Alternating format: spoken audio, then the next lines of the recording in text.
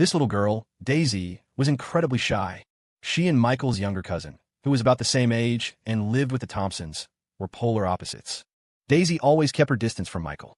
Even though he'd been living with the Huang family for over a year, Daisy still hid behind her mother whenever she saw him, then peeked out curiously, her bright black eyes fixed on him. She rarely spoke, and when she did, it was in soft, babyish sounds, food, hungry, sleepy, single words squeezed out like toothpaste from a tube. Unlike other children her age, she hardly ever cried or fussed. Most of the time, she sat quietly, observing her surroundings with those inquisitive black eyes. Michael had even considered taking her to church to have her checked for autism. Daisy gently nudged Michael awake. As soon as his eyes opened, she scurried off the bed and hid behind Elizabeth, who was standing nearby. Elizabeth opened the curtains and the window to let in some fresh air. Then, she turned to Michael and said impatiently, "What time is it? Get up. We need to eat breakfast, drop Daisy off at preschool, and then go to school." It was the first day of the school year, and Michael was scheduled to give a speech as the freshman representative. It was still quite early, only 6 in the morning, but Elizabeth had to drop Daisy off at preschool before heading to her own school, leaving any later risked getting stuck in rush hour traffic. In Boston, traffic jams were a daily occurrence. Michael got up and dressed. After a quick breakfast, Elizabeth drove Michael to school. "Do you remember your speech?" she asked anxiously, rolling down the car window. Michael gave her an okay sign and strode confidently onto campus. Arriving far too early, Michael decided to take a nap in the library. He slept so soundly that he woke up just as the freshman orientation ceremony was beginning. Oh no! Glancing at his phone, he saw it was 8:20 a.m. He also noticed several messages from Elizabeth and his advisor. Wiping the drool from his mouth, he rushed toward the field. When he finally arrived, breathless, the ceremony hadn't started yet, but the advisors were already taking attendance. In college, advisors served a similar role to high school homeroom teachers. A man in his 30s was calling out names from a roster. "Michael Thompson? Is Michael Thompson here?" "Present. Sir, I'm here." Michael hurried to join his class. The man was his advisor, Mr. Gibson. It was an easy name to remember, so Michael had committed it to memory yesterday, during registration. Mr. Gibson chuckled. "Try be on time next time." "All right, get back in line." Back in his class line, Michael was surrounded by unfamiliar, youthful faces. These were the people he would be spending the next 4 years with. In his previous life, he hadn't attended the Rhode Island School of Design. Instead, he'd gone to a university in the Northeast, where he'd had great roommates. But now, with a mind far older than 20, he felt a little out of place among these bright-eyed, bushy-tailed freshmen. He tried to strike up conversations, but everyone was still strangers, instinctively forming small groups based on dorm assignments. This made Michael, who lived off campus, feel even more isolated. "Man, why are there so few girls in our department?" a guy in front of Michael complained. The Chinese painting department at the Hudson River School had 2 classes, but the male-to-female ratio in both was roughly the same. Michael's class had 25 boys and 24 girls, almost 1-to-1. The overall ratio at RISD was about 3-to-7, with the highest concentration of women in the School of Design, particularly the fashion design department. The guy who complained had a few friends with him, probably his roommates. One of them, wearing glasses, sighed, "And the quality is questionable. The girls in other departments seem so much cuter." Michael found this amusing. It was as if the girls would automatically be interested in them, just because they were interested in the girls. But there are some really pretty upperclassmen in our department, like that senior who helped with orientation yesterday. I know, Jessica Sullivan, a junior, and the vice president of our department. I wonder if Jessica Sullivan has a boyfriend. The guy with glasses mumbled. One of his friends scoffed, "Get real, Four Eyes." As if Jessica Sullivan would ever go for you. "Anything's possible," Four Eyes retorted, his face turning red.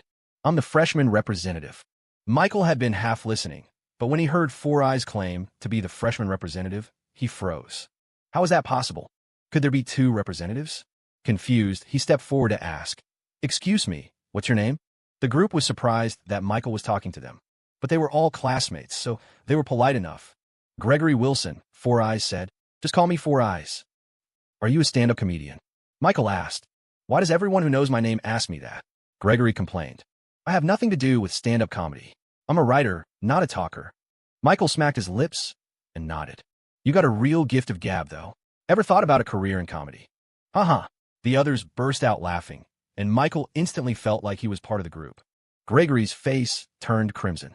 "What's your name?" he asked angrily. "Michael Thompson." "Michael Thompson.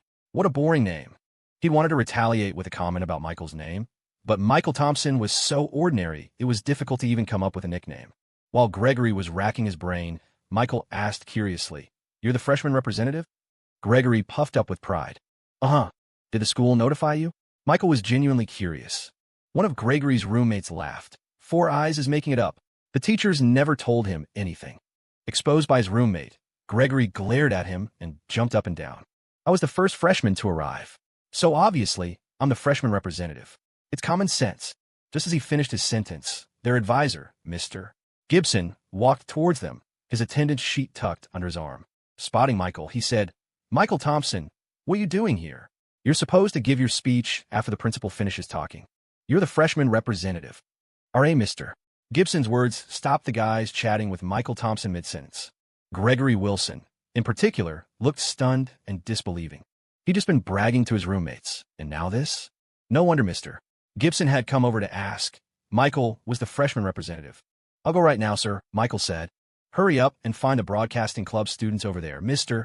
Gibson instructed before heading off. It was scorching hot September day, the sun beating down mercilessly. Students below were dripping with sweat, grumbling about when the ceremony would end. Up on the stage, the mild-mannered president droned on. His just a few words had stretched to almost half an hour. Finally, after the president finished, the deans of each college took turns speaking, highlighting the strengths of their programs and painting rosy pictures of future career prospects, whether deserved or not. Michael, luckily, wasn't baking in the sun with the other students. He was sitting in the broadcasting room behind the stage, chatting with the attractive upperclasswoman. "I didn't realize Jessica Sullivan was the head of the broadcasting club," he remarked. Jessica, who had helped Michael with registration, laughed. "I'm the vice president of our student council. The broadcasting club is a school student union position." Another girl with a bun chimed in. "The capable ones do more. Jessica is a real star in our college." Both girls were in the same college as Michael, so they were friendlier. Jessica playfully swatted her friend and then said to Michael, "I had no idea you were the freshman representative." "That's impressive." "I'd rather not be," Michael said, spreading his hands. "Too high profile. Doesn't fit my low-key style. But, what can I say? Talent speaks for itself." Jessica giggled, covering her mouth. "So modest. All right, you should head out. You're up after the deans finish." "Okay, see you later," Michael said, getting up and walking toward the door. After he left, the sophomore girl whispered to Jessica, "He's cute." And, "The freshman representative. How do you know him, Jess?" Jessica, organizing her notes, casually replied, "I helped him with registration yesterday." "So, you met his parents?" "No, he came alone." "Oh man, I should have volunteered yesterday. I could have met tons of cute freshmen." The girl with the bun slumped dramatically onto the table. Jessica chuckled, shaking her head. She looked up toward the door and saw Michael walking onto the stage. His voice, amplified by the microphone, filled the entire field. Respected leaders, teachers, and fellow students. Sunlight streamed down on him, highlighting his profile. He looked completely at ease, a confident smile playing on his lips. Jessica watched, chin in hand, thinking he's definitely a quality freshman. Finally, the opening ceremony ended. The crowd dispersed, freshmen following their respective RAs toward the academic buildings for their first class meetings. Michael, descending the stage, was surrounded by his classmates. Gregory Wilson and his roommates were among them. "Dude, that was awesome. You kept that hidden. What was your SAT score? How'd you become the freshman representative?" Everyone bombarded Michael with questions. A few bold girls even came over to chat him up. Being the freshman representative definitely had its perks. Gregory Wilson grumbled. There must be some inside deal. He was just teasing. Michael later learned that Gregory had good scores, but not as high as his, not to mention Michael's numerous awards. They reached the classroom assigned to their class. While most classes would be held in different locations, this room was theirs for class meetings and evening study sessions. Michael found a seat. Mr. Gibson arrived from the office with some papers, coughed, and said, "All right, everyone, put your phones away. There's a lot to cover today." The first week of college was orientation week, and Mr. Gibson went over the details and some school rules, like the freshman residency requirement and dorm curfews. College seemed much more relaxed than high school, and the recent high school graduates found the rules reasonable enough. Of course, by their sophomore and junior years, things would be different. Who hadn't pulled an all-nighter at a gaming lounge? After covering the important points, Mr. Gibson smiled. "Since you're all new here, let's do some introductions to get to know each other. He scanned the room, his gaze landing on Michael. "Mr. Freshman Representative, why don't you start?" Michael pointed at himself, and with Mr. Gibson's nod, walked to the front. "Hi everyone, I'm Michael Thompson from Green Valley, Lisher, Jiang Province. I like drawing and sculpting." He paused and smiled. "I know my name is pretty common, so please don't keep calling me Freshman Representative. I'm a low-key kind of guy. If you can't remember my name, just call me Handsome." A chorus of groans and laughter erupted. Michael quickly added, "Where the great artist works too, although that's more for the future." Once Michael Thompson livened things up a bit, the atmosphere in the class became much more relaxed. Students began going to the front one by one to introduce themselves, though most were pretty shy, simply stating their name and hometown before quickly stepping down. Michael Thompson rejoined Gregory Wilson and his group. Tyler Johnson, a fair-skinned guy, leaned in and said quietly, "Guys, 4 o'clock." Several heads swiveled in unison to see a beautiful girl with fair skin and dimples laughing with her friends. Tyler Johnson declared, "I've just done a thorough assessment, and Sarah is definitely the prettiest girl in our class. I rest my case. Any objections? Get real, dude. Amy is way hotter. Didn't you see those?" Gregory Wilson made a pig-like snorting sound, practically drooling. He was right. Amy was undeniably gorgeous, the sultry type with a killer figure. The group got animated, debating who the prettiest girl in class was. What else would a bunch of hormone-fueled freshmen talk about so excitedly besides video games and girls? Michael Thompson joined in, teasing Tyler Johnson and Gregory Wilson. "Didn't you two say the girls in our year were a letdown? And yet here you are, acting like you haven't seen a girl before." Tyler Johnson, easily embarrassed, coughed a few times. Gregory Wilson rolled his eyes and retorted defensively, "Beauty is dialectical, okay? When the frame of reference changes, our definition of beauty. Speak English. It's like picking the best apple from a bad bunch, all right? Otherwise, college life would be a total drag." To be fair, the girls in Michael Thompson's year were generally quite attractive, and Sarah and Amy were definitely the two standouts. Michael Thompson wasn't particularly impressed. Even together, their looks didn't quite measure up to Olivia. But he had to admit, Amy did have a killer body. After everyone had introduced themselves, it was time to elect class representatives. Mr. Gibson asked if anyone wanted to nominate themselves. If there was only one volunteer, they'd be appointed. If there were more, they'd hold a vote. If no one volunteered, they'd figure out later. Perhaps eager to make a good impression in college, quite a few people volunteered, and some were even pushed forward by their roommates. Michael Thompson wasn't interested. He'd already done the whole college thing once, so he decided to skip all class officer roles and student union activities this time around. Too much of a time waster. The other positions were filled easily enough. But when it came to class president, Gregory Wilson piped up, "Let the freshman representative be president." Others joined in the chorus, but Michael Thompson just deadpanned, "Call me Handsome." "So, Handsome, you want to be class president?" "No," he refused point blank. Mr. Gibson looked a bit awkward and turned to the class. "Anyone else interested in being class president? It's a bit more responsibility, but it's good experience for college." "Professor, I can give a try." Sarah raised her hand from the crowd. Mr. Gibson nodded. "Anyone else?" A girl with braids, glasses, and a round face also stood up. With 2 candidates for class president, they went to a class vote. Sarah was clearly much more popular, and the vote was overwhelmingly in her favor. Michael Thompson saw that Gregory Wilson's whole dorm had voted for Sarah, and he guessed most of the guys had too. The result was obvious. Amy became their class president, and the plain-looking girl with braids became the league secretary. After the class meeting, there was nothing else scheduled for the afternoon. Orientation week started tomorrow, but Michael Thompson had already requested leave and didn't plan to attend. He didn't even need to be on campus during orientation week. He was going to focus on preparing for the 10-month National Young Artist Competition at Samuel Shaw's place.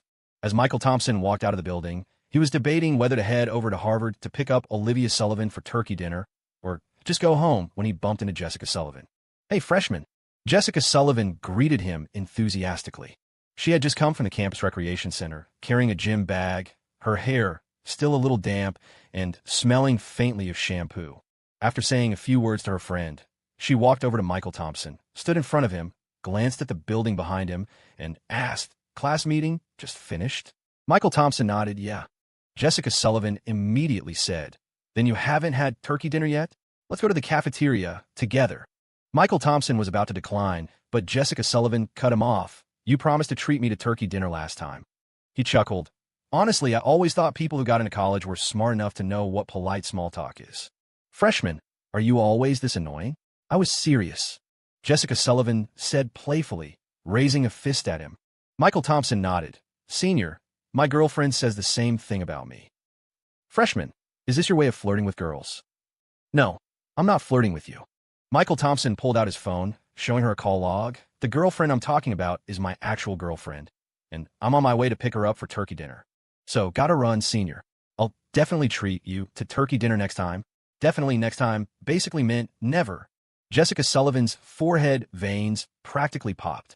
This guy. But by the time she looked up, Michael Thompson was already gone, and she kicked the nearby lamppost a couple of times in frustration. Meanwhile, Olivia Sullivan had also just finished her class meeting and was heading to the cafeteria with her roommates for turkey dinner. Harvard cafeteria was known for being cheap and good, with low prices, decent food, and a wide variety. If they offered takeout, all the diners around Harvard would probably go out of business. As Olivia Sullivan sat down with her vegetarian pasta, her phone buzzed. She saw it was Michael Thompson calling and couldn't help but smile sweetly as she answered. Hello? Olivia, is the Harvard cafeteria food any good?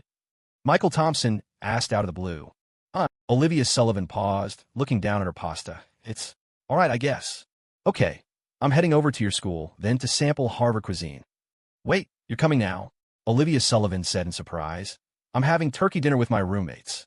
Michael Thompson was actually a little surprised to hear that Olivia Sullivan was having dinner with her roommates. Looks like Olivia is getting along well with her roommates. Michael Thompson joked. You say that like you don't want me to come over. Have we already hit the honeymoon phase, ending so soon after getting together? No way. Olivia Sullivan immediately denied over the phone, then said embarrassedly, it's just, every time you come, they tease me. Huh. Shouldn't you be teasing them for not having boyfriends? Michael Thompson wasn't going to let something like that stop him from seeing Olivia Sullivan. Olivia Sullivan's roommates would have to get used to such minor things sooner or later anyway. Olivia Sullivan couldn't argue with him and had to say, okay, fine, come over. I'm on the second floor of the first cafeteria, by the window. Okay, great. I'll pick up some fruit on the way. Is there anything you especially want? Watermelon. Got it. After Michael Thompson hung up, he left the school to go buy fruit on the pedestrian street.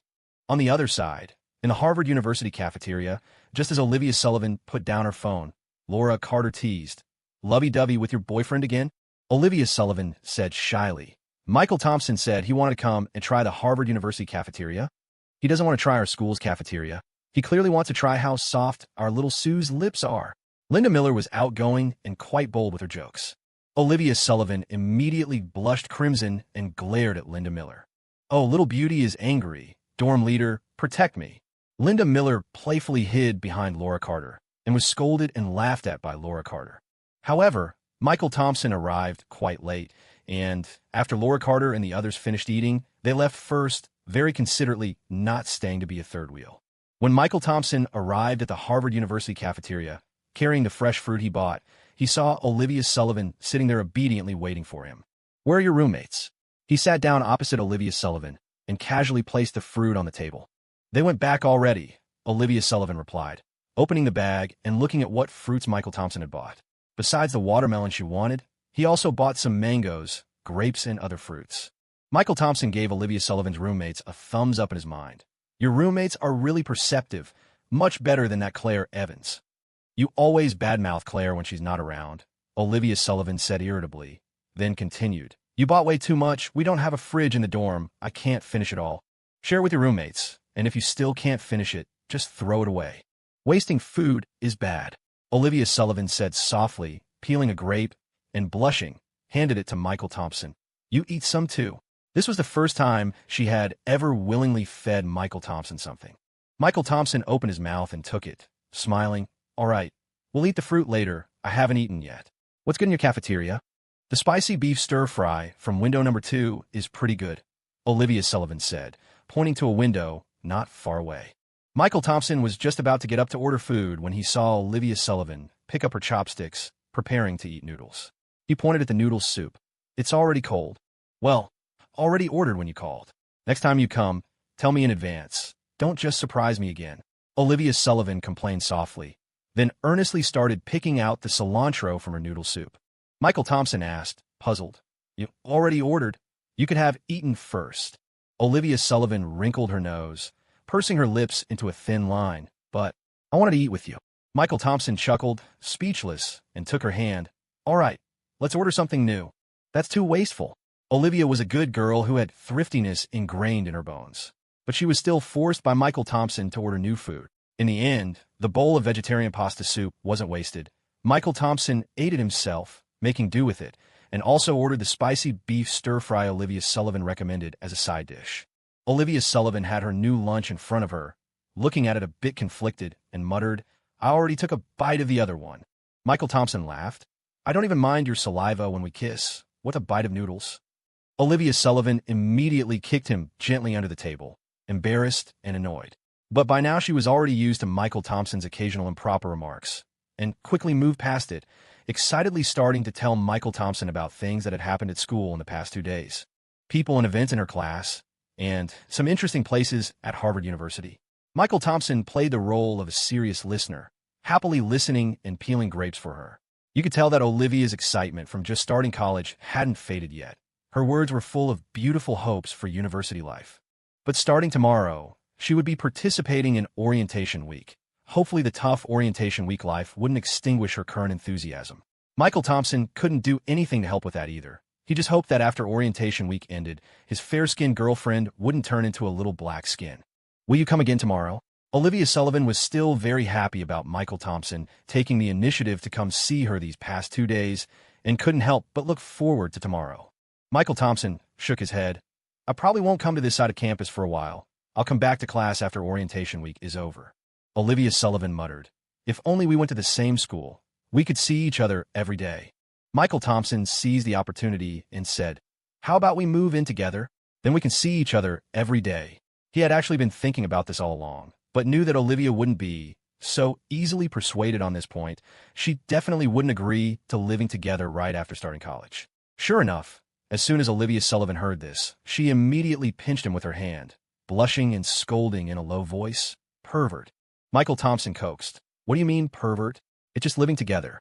We can rent a 2-bedroom apartment. But the result was as he expected. Olivia Sullivan wouldn't agree no matter what he said. Michael Thompson wasn't discouraged. He had expected this result. Olivia was an overly conservative girl. If it weren't for Michael Thompson's influence, she might even ask on eBay after getting married, Is it normal for my husband to want to sleep in the same bed after marriage? Most importantly, even if Olivia Sullivan actually agreed, it would be inconvenient for him. After all, Howard Banks definitely wouldn't agree to him moving out right now. As for having Olivia Sullivan move into his mentor's house, Michael Thompson hadn't actually considered that. Michael Thompson hadn't actually considered that. Although the Huang family had plenty of empty rooms. Firstly, he didn't want to trouble his mentor and his wife. And secondly, who would want to live with their girlfriend under the same roof as elders when cohabitating? But it's okay. These problems will be resolved eventually. During university, he definitely had to live together with Olivia. Michael Thompson silently made up his mind, while Olivia Sullivan beside him, having heard him, was blushing crimson. She also silently clenched her small fist, determined not to let Michael Thompson succeed so easily. At least it had to be after graduation. Orientation week was tough. Every day, before the sun even peeked over the horizon, we had to get down and run drills, then practice military stances under the blazing midday sun on the sports field. Freshmen were trying every trick in the book to get the heavens to open up and rain. They tried all sorts of weird and wacky methods, hanging countless Teru Teraboza dolls upside down from their door balconies. Unfortunately, the weather gods just weren't cooperating. Actually, the weather in Boston had been quite nice lately. No one was even in the mood to check out the pretty girls anymore. After all, everyone was stuck wearing the same hideous orientation week uniform, drenched in sweat. Of course, none of this bothered Michael Thompson, who was happily enjoying the air conditioning in his room. He even thought about grabbing a watermelon and an ice-cold soda and sitting on the lawn outside the sports field to watch his classmates suffer through orientation week. But then he figured he might get beat up if he did that, so he decided against it. But Michael Thompson wasn't exactly lazing around doing nothing either. Lately, he'd been catching flack from Howard Banks every day at home. I've been teaching you traditional Chinese painting for so long, and it's still not as good as your self-taught sculpture. Howard Banks had originally been extremely pleased with his apprentice. He'd always thought of Michael as a prodigy, an artistic genius whose talent was simply mind-blowing beyond any normal measure. He even dared to say Michael Thompson could reach his current level before the age of 30. But ever since Michael Thompson's sculpting skills reached the master level, his sculpting had surpassed his painting. And then, when Michael came back, he brought Howard Banks a gift, a small, square seal. Even if Howard Banks didn't know much about sculpting, he had an eye for art. Besides, after Michael Thompson's sculpting skills broke through to the master level, his works possessed a special effect of emotional conveyance. In layman's terms, Michael Thompson's sculptures had come alive. But when Howard Banks looked at his paintings, while they were exquisite, they were still lifeless. Traditional Chinese painting emphasized implied emotion, conveyed emotion, and shared emotion. It also valued freehand style, not being confined to mere form likeness, but focusing more on spiritual likeness. But Michael Thompson's initial artistic foundation was an oil painting, which emphasized realistic likeness to the point of being indistinguishable from reality. While he had some foundation in traditional Chinese painting, it wasn't as strong. He mainly focused on learning it in this lifetime. Some of his ingrained habits were now becoming obstacles. No wonder Howard Banks was getting frustrated. Here he was, a national treasure-level master in the world of traditional Chinese painting, teaching his disciple, and yet his disciple's self-taught sculpture was better than his painting. What was this? Was he failing as a teacher? It was like rubbing salt in his wounds. Howard Banks, this little old man, wasn't a bad person. He genuinely liked Michael Thompson, this extraordinarily talented disciple, and wanted to groom him as his successor. But nobody's perfect, not even national treasure-level masters. He had his own personality flaws. He was quick-tempered, very sensitive about his reputation, and sometimes impatient for results. When it came to Michael Thompson, strict was an understatement. He felt that his disciple's talent was a gift from the heavens, and it absolutely couldn't be wasted, not even a fraction of it. If eating and sleeping weren't absolute necessities, he'd wish Michael Thompson would spend every moment painting. So lately, Howard Banks had even stopped going to the university. He usually taught a couple of open classes there each week, but now he was holed up at home, single-mindedly focused on tutoring his disciple in painting. Michael Thompson was pretty helpless about it. He couldn't force a breakthrough to the master level in painting, no matter how hard he tried. He'd tried pouring his emotions into his paintings. He'd even specifically asked Olivia Sullivan to model for him and painted her portrait again, but it still didn't work. Luckily, Michael Thompson had been through a lot. He had a thick skin and incredible resilience to pressure. He could still find joy in the midst of hardship, and his mental state hadn't been affected much. Honestly, he was pretty laid back in this life and didn't plan to compete for anything. He wasn't planning on running a business. As long as he had enough money to spend, that was fine. He didn't have any goals to be number one in any field. It was all the same to him. All he wanted in this life was to live happily, do things he enjoyed, and maybe have a wife and kids to come home to. So he was pretty chill about when he'd break through to the master level in traditional Chinese painting. Every day, he still studied painting diligently, but his mindset was calm and unhurried. He wasn't letting his hot-tempered master get to him. Slow and steady wins the race, he figured. It would happen when it happened. Even while he was idly painting at home, Michael Thompson hadn't forgotten about the dress he was making for the big star, Vanessa Sullivan. Vanessa Sullivan also lived in Boston, but her work took her all over the country. She'd been filming at Hollywood studios recently. When she heard that Michael Thompson had brought the finished evening gown, she immediately took leave from the film crew at Hollywood studios and flew back to Boston. As soon as she got off the plane, she called Michael Thompson. "Busy Bee, come out here and take your beating. Maybe I just won't meet you. I'll just mail it over." It seemed the big star was still furious with someone for standing her up for so long. Even Michael Thompson himself was a little embarrassed this time. After all, standing someone up for a whole year was just not something a decent person would do. But Vanessa Sullivan clearly wasn't planning to let him off the hook.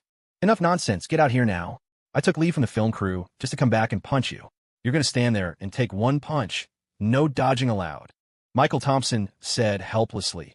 "Public figure, remember your image. If I could get away with it, I'd hold a press conference just to punch you." Vanessa Sullivan let loose a string of curses, letting him know that the innocent sweetheart from TV could actually swear like a sailor in private. Michael Thompson held the phone a little further away, letting her vent until she was satisfied before bringing it back to his ear. Honestly, Vanessa Sullivan was actually a pretty good client. She paid generously and promptly. Logically, after a year's delay, she'd be within her rights to send Michael Thompson a lawyer's letter. All she was doing now was yelling at him a bit. He could take it. Towards the end of the call, she snapped an address at Michael Thompson. 6 p.m. today. I'll text you the location. All right, hang up now. We'll talk about the rest when we meet. Michael Thompson looked at his phone as the call ended, shaking his head with a wry smile. He put his phone away, pulled out the box containing the dress from under his bed, left his room, and went into the courtyard. In the courtyard, Howard Banks was wearing his reading glasses, carefully examining a few sheets of rice paper with ink that hadn't quite dried, muttering to himself, "Where is it lacking? Master, I'm heading out." Michael Thompson patted the box in his arms. "I'm delivering something for a friend." Howard Banks waved his hand dismissively, indicating he could go. Although Howard Banks wished his disciple could devote 25 hours a day to investing in art, Elizabeth Shaw doted on Michael Thompson and had laid down some ground rules for both of them. There was a set time each day for painting, leaving Michael Thompson plenty of time to rest, and even time to go out on a date or something. After saying his goodbyes, Michael Thompson headed out, box in tow. As he waited at the corner to hail a cab, he got a little bored and started thinking, maybe it's time I got myself a car.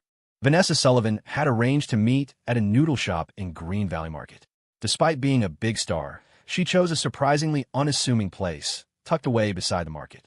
The shop didn't even have a sign, just 4 or 5 tables inside, occupied by a few diners.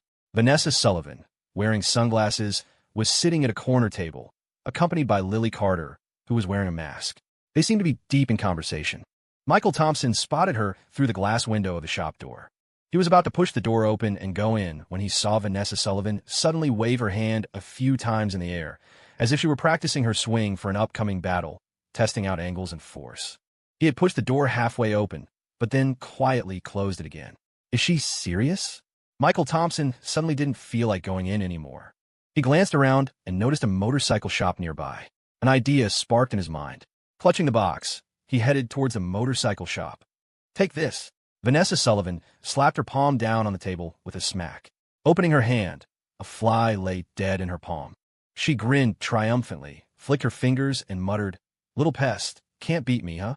Lily Carter, watching Vanessa Sullivan getting so bored she'd resorted to swatting flies, couldn't help but ask, "Vanessa, did we really need to rush back to Boston for this?" "Of course it's necessary. What if it gets damaged in the mail? What if the package gets lost?" Vanessa Sullivan said matter-of-factly. Mainly, after Michael Thompson had sent her photos of the finished product, the stunning dress had instantly captivated her. She couldn't bear to wait any longer and had come herself to see it in person to be sure. Lily Carter was a bit puzzled. "It's just a dress, right?" "Huh. Do you know how much I paid for this dress?" Vanessa Sullivan held up a hand and said dramatically, $500,000. And I've been waiting for a year and a half. $500,000. Lily Carter gasped, completely unable to imagine someone spending $500,000 on a dress. She was Vanessa Sullivan's junior from university, only recently graduated, and her monthly salary as Vanessa Sullivan's assistant was just $8,000. This one dress alone would take her 5 or 6 years of working without spending a penny to afford. Lily Carter became instantly curious about what kind of dress could be worth that much and require over a year's wait. She couldn't help but ask, "Is it designed by some famous international designer? Even you have to wait so long. Vanessa, they must be incredibly high profile." Mentioning this, Vanessa Sullivan's lips twitched. Never mind. You'll know when he gets here." Just as Lily Carter was about to ask more, she saw someone carrying a box walking towards their table. As the person approached, Lily Carter immediately stood up, looking a bit nervous. The person was wearing a motorcycle helmet and didn't seem like he worked at the shop. Lily Carter thought they might have encountered someone suspicious. After all, Vanessa Sullivan was quite famous, and some overzealous fans were inevitable. To prevent any extreme actions from overly enthusiastic fans, this was the moment for Lily Carter to step up. She mentally cheered herself on, preparing to politely inform the person no photos allowed. Vanessa Sullivan also sat there with a cold expression, her aura silently declaring, "Keep out." But before Lily Carter could say anything to deter the person, the man in the motorcycle helmet pulled up his visor, revealing half of his face. "Ms. Vanessa, long time no see." Vanessa Sullivan slid her sunglasses down her nose a bit, revealing her beautiful almond-shaped eyes, and said with a strange look, "Michael Thompson, you came on a motorcycle?" "No, I took a cab." "Then what's with the helmet?" "Isn't it for protection from slaps?" Hearing Michael Thompson say this so matter-of-factly, Vanessa Sullivan burst out laughing. After a while, she covered her mouth, coughed lightly, and said with exasperation, all right, take off the helmet, I won't hit you." "No need, today I'm just a delivery guy. I'll drop off the stuff and leave." Michael Thompson placed the box on the table and said to her, Open it and take a look. If there are no problems, we're even. Vanessa Sullivan pointed around at the surroundings of the shop. Here? Am I supposed to try it on here? Just check the style. You can try it on when you get back. No way. What if it doesn't fit? Then you'll have to rework it. Vanessa Sullivan decided. My hotel is nearby. You're coming back to the hotel with me later. Wait until I try it on and confirm it fits. Then you can leave. Michael Thompson immediately became unwilling. Are you questioning my professional skills? Unless you've gained weight since I took your measurements, I guarantee it will fit. Vanessa Sullivan blushed instantly, feeling a bit embarrassed. She actually did think she had put on a little weight, but that was the last thing a girl wanted to admit. She slammed her hand on the table, flustered and annoyed. The measurements were taken a year and a half ago. It's normal for body shape to change. Michael Thompson clicked his tongue, sounding bothered. So you really did gain weight, huh? TSK. Alterations are a pain. But now he really couldn't leave. Otherwise, if it really didn't fit, he'd have to make another trip to take the dress back for alterations. However, Michael Thompson was reluctant to go to the hotel. I'm not going to the hotel with you. You're a public figure. It'll be troublesome if paparazzi snap photos. Vanessa Sullivan looked at him with considerable surprise. You're actually thinking of me? That's really unexpected. Honestly, are you a fan of mine? If you confess now, it's not like I wouldn't give you an autograph. She teased Michael Thompson with a smile. Michael Thompson sighed and said, I just think it would affect my reputation. Vanessa Sullivan. Michael Thompson added insult to injury at just the right moment. After all, I'm only a freshman in college, still a flower of the motherland. With someone like you, Annie, it's inappropriate. Vanessa Sullivan was starting to tremble with anger, her clenched fists turning white at the knuckles. And it would be troublesome if my girlfriend saw it. Michael Thompson said, seemingly complaining, but actually showing off. Although she looks like a harmless little bunny, she's surprisingly jealous, and she's really difficult to deal with when she gets truly angry. This unexpected mouthful of dog food left her speechless.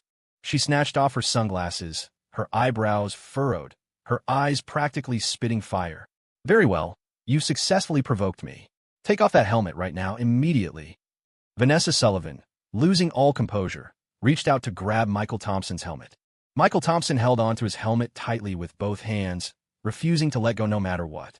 Lily Carter, standing to the side, was dumbfounded, unsure whether to help or just watch. She could only hug Vanessa Sullivan's waist and desperately plead, Vanessa, please, just let it go. Their playful banter quickly drew the attention of the few other customers in the diner. Luckily, no one recognized that the girl yelling, watch out, or I'll bash your skull in, was Sarah Sullivan, a major celebrity at the peak of her fame. Vanessa Sullivan, image-conscious as she was, reluctantly let go of him when she noticed people were staring.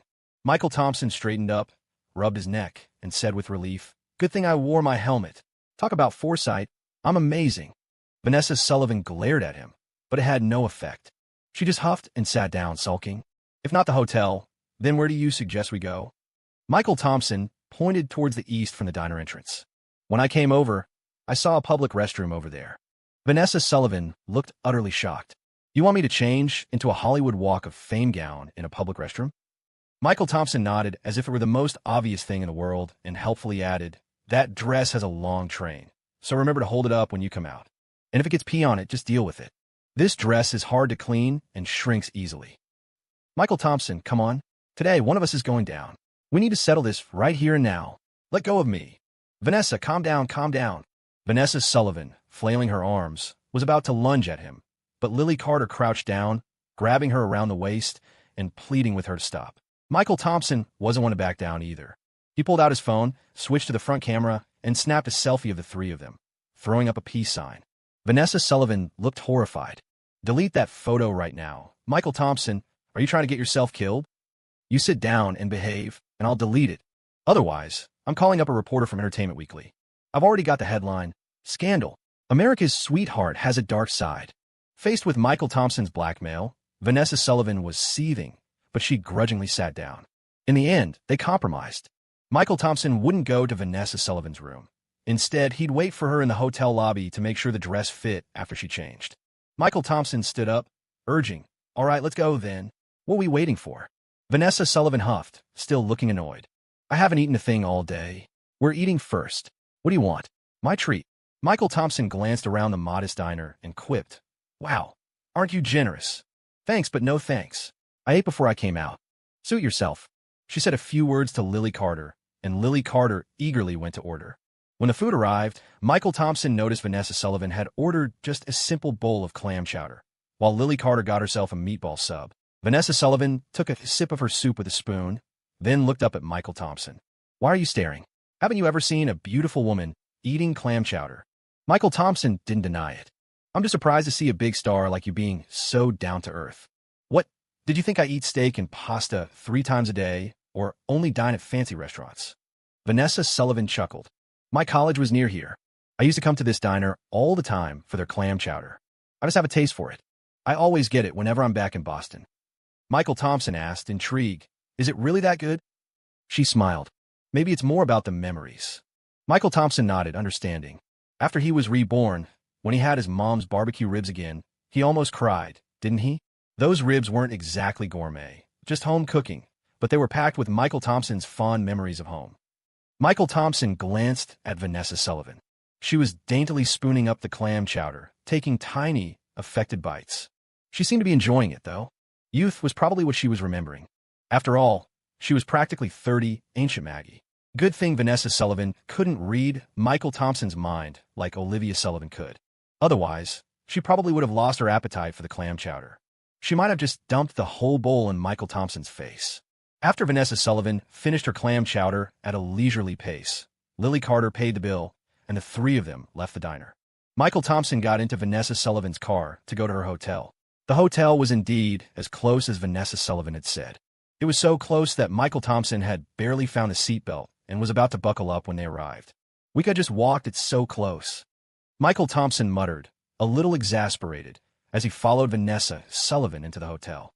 Vanessa Sullivan said defensively, "Parking on the street costs money. Parking in the hotel garage is free. Some people will drop $500,000 on a dress without blinking, but then nickel and dime you over a quarter for parking." Michael Thompson just couldn't understand women's spending habits.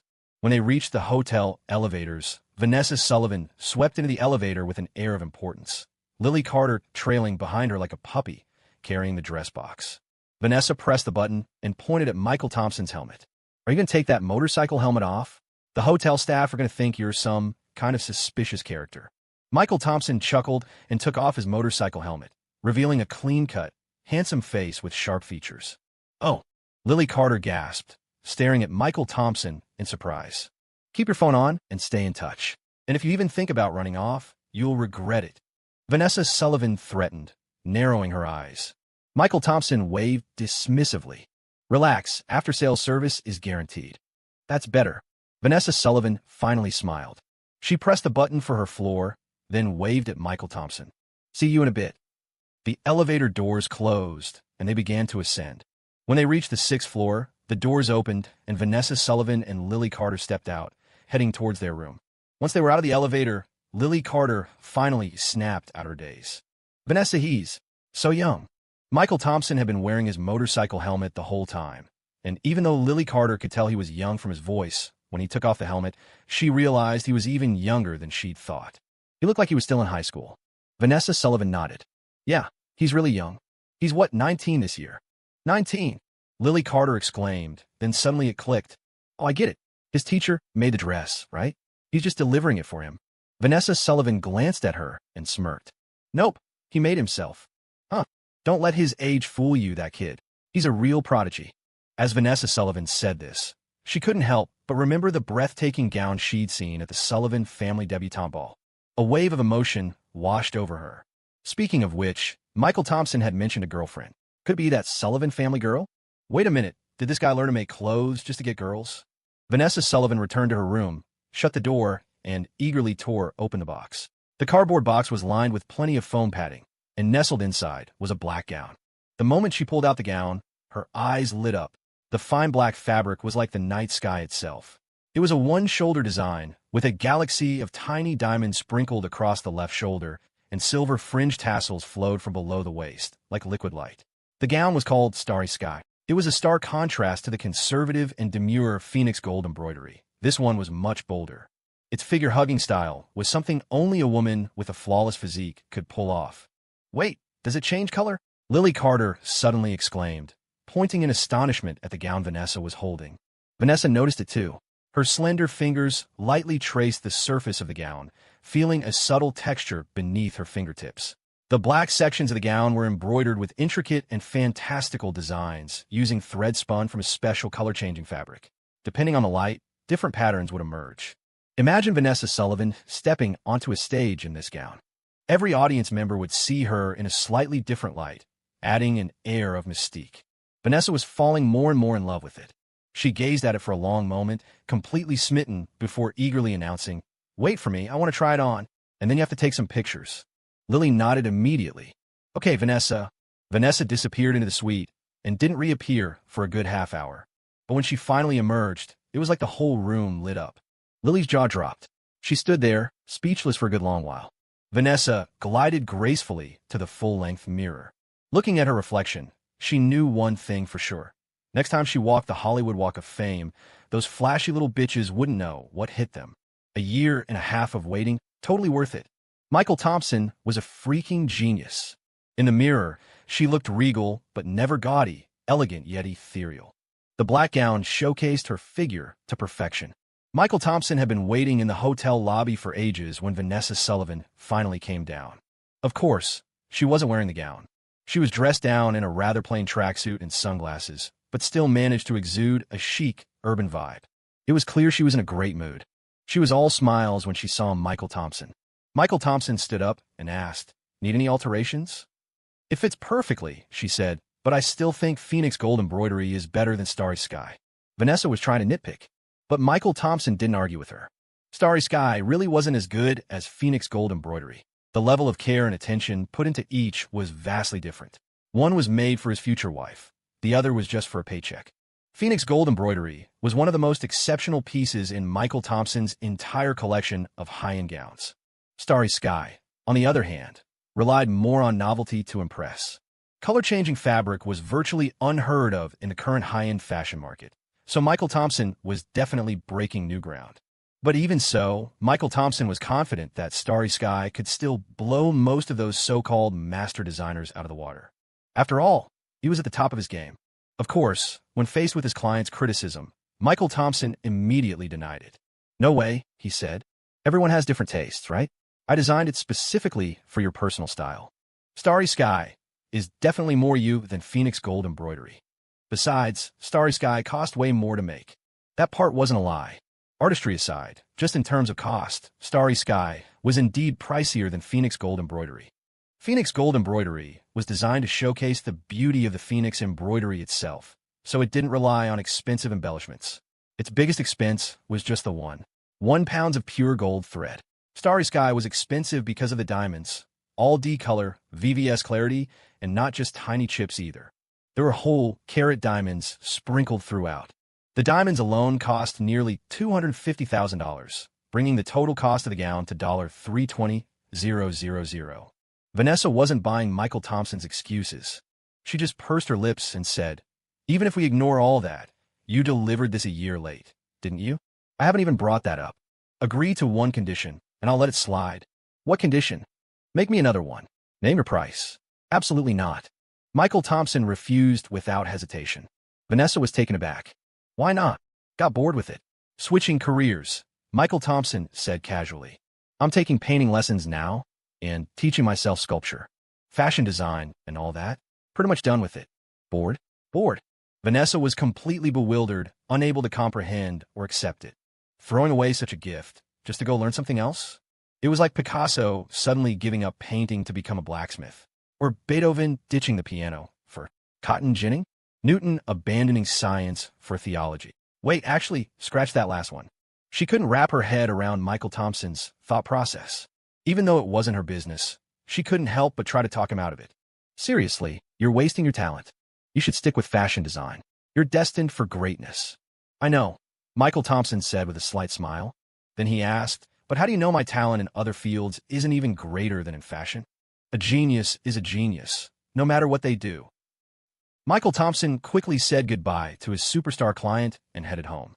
Vanessa still couldn't fathom Michael Thompson's decision, but she didn't push him to make another gown. She just told him that if he ever needed cash and wanted to make some quick money, he could come to her. She'd pay him up front in cash. Women's money, so easy to make. JPG. Michael Thompson didn't refuse, but in his heart, he doubted he'd have much to do with Vanessa Sullivan again. After all, in this life, he didn't really need a lot of money. Enough was enough. Besides, he was working on becoming the next Robert Thompson, so money wouldn't exactly be an issue in the future. And let's not forget his super-rich girlfriend. Business with Vanessa Sullivan done, Michael Thompson simply deleted the superstar's contact info. After all, who knew when Olivia Sullivan might start getting into the habit of checking up on him? Last time he'd just exchanged messenger info with Olivia Sullivan's roommate, and she'd been sulking about it for ages. In the days that followed, Michael Thompson's life returned to its usual peaceful rhythm. He spent his days learning to paint with Samuel Shaw, his evenings studying painting and sculpture through the system's dream training program, and occasionally going on dates with Olivia Sullivan.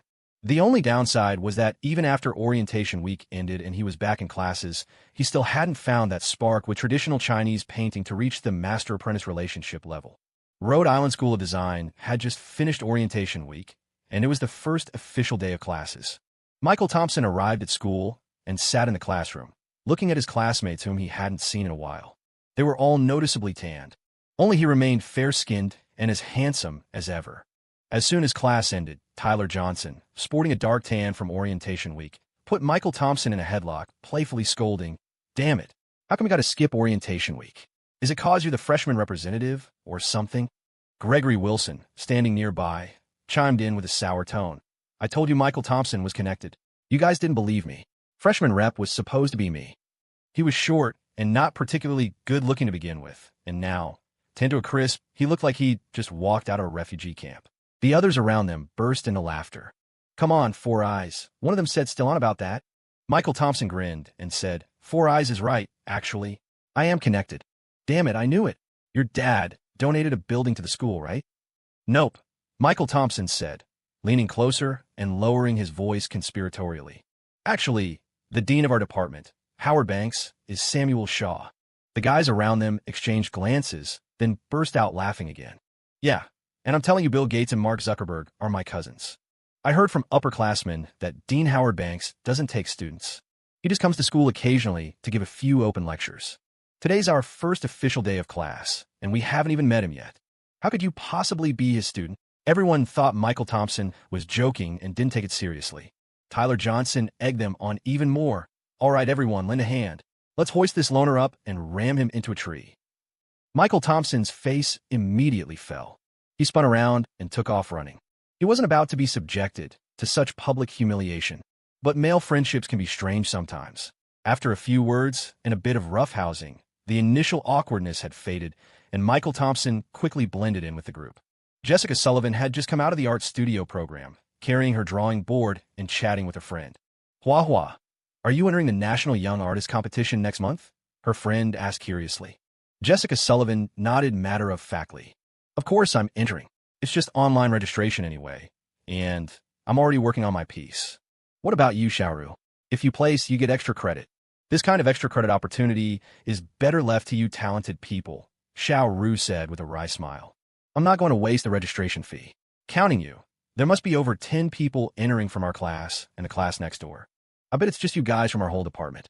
Upperclassmen and freshmen might enter too, right? Maybe sophomores, but definitely not freshmen.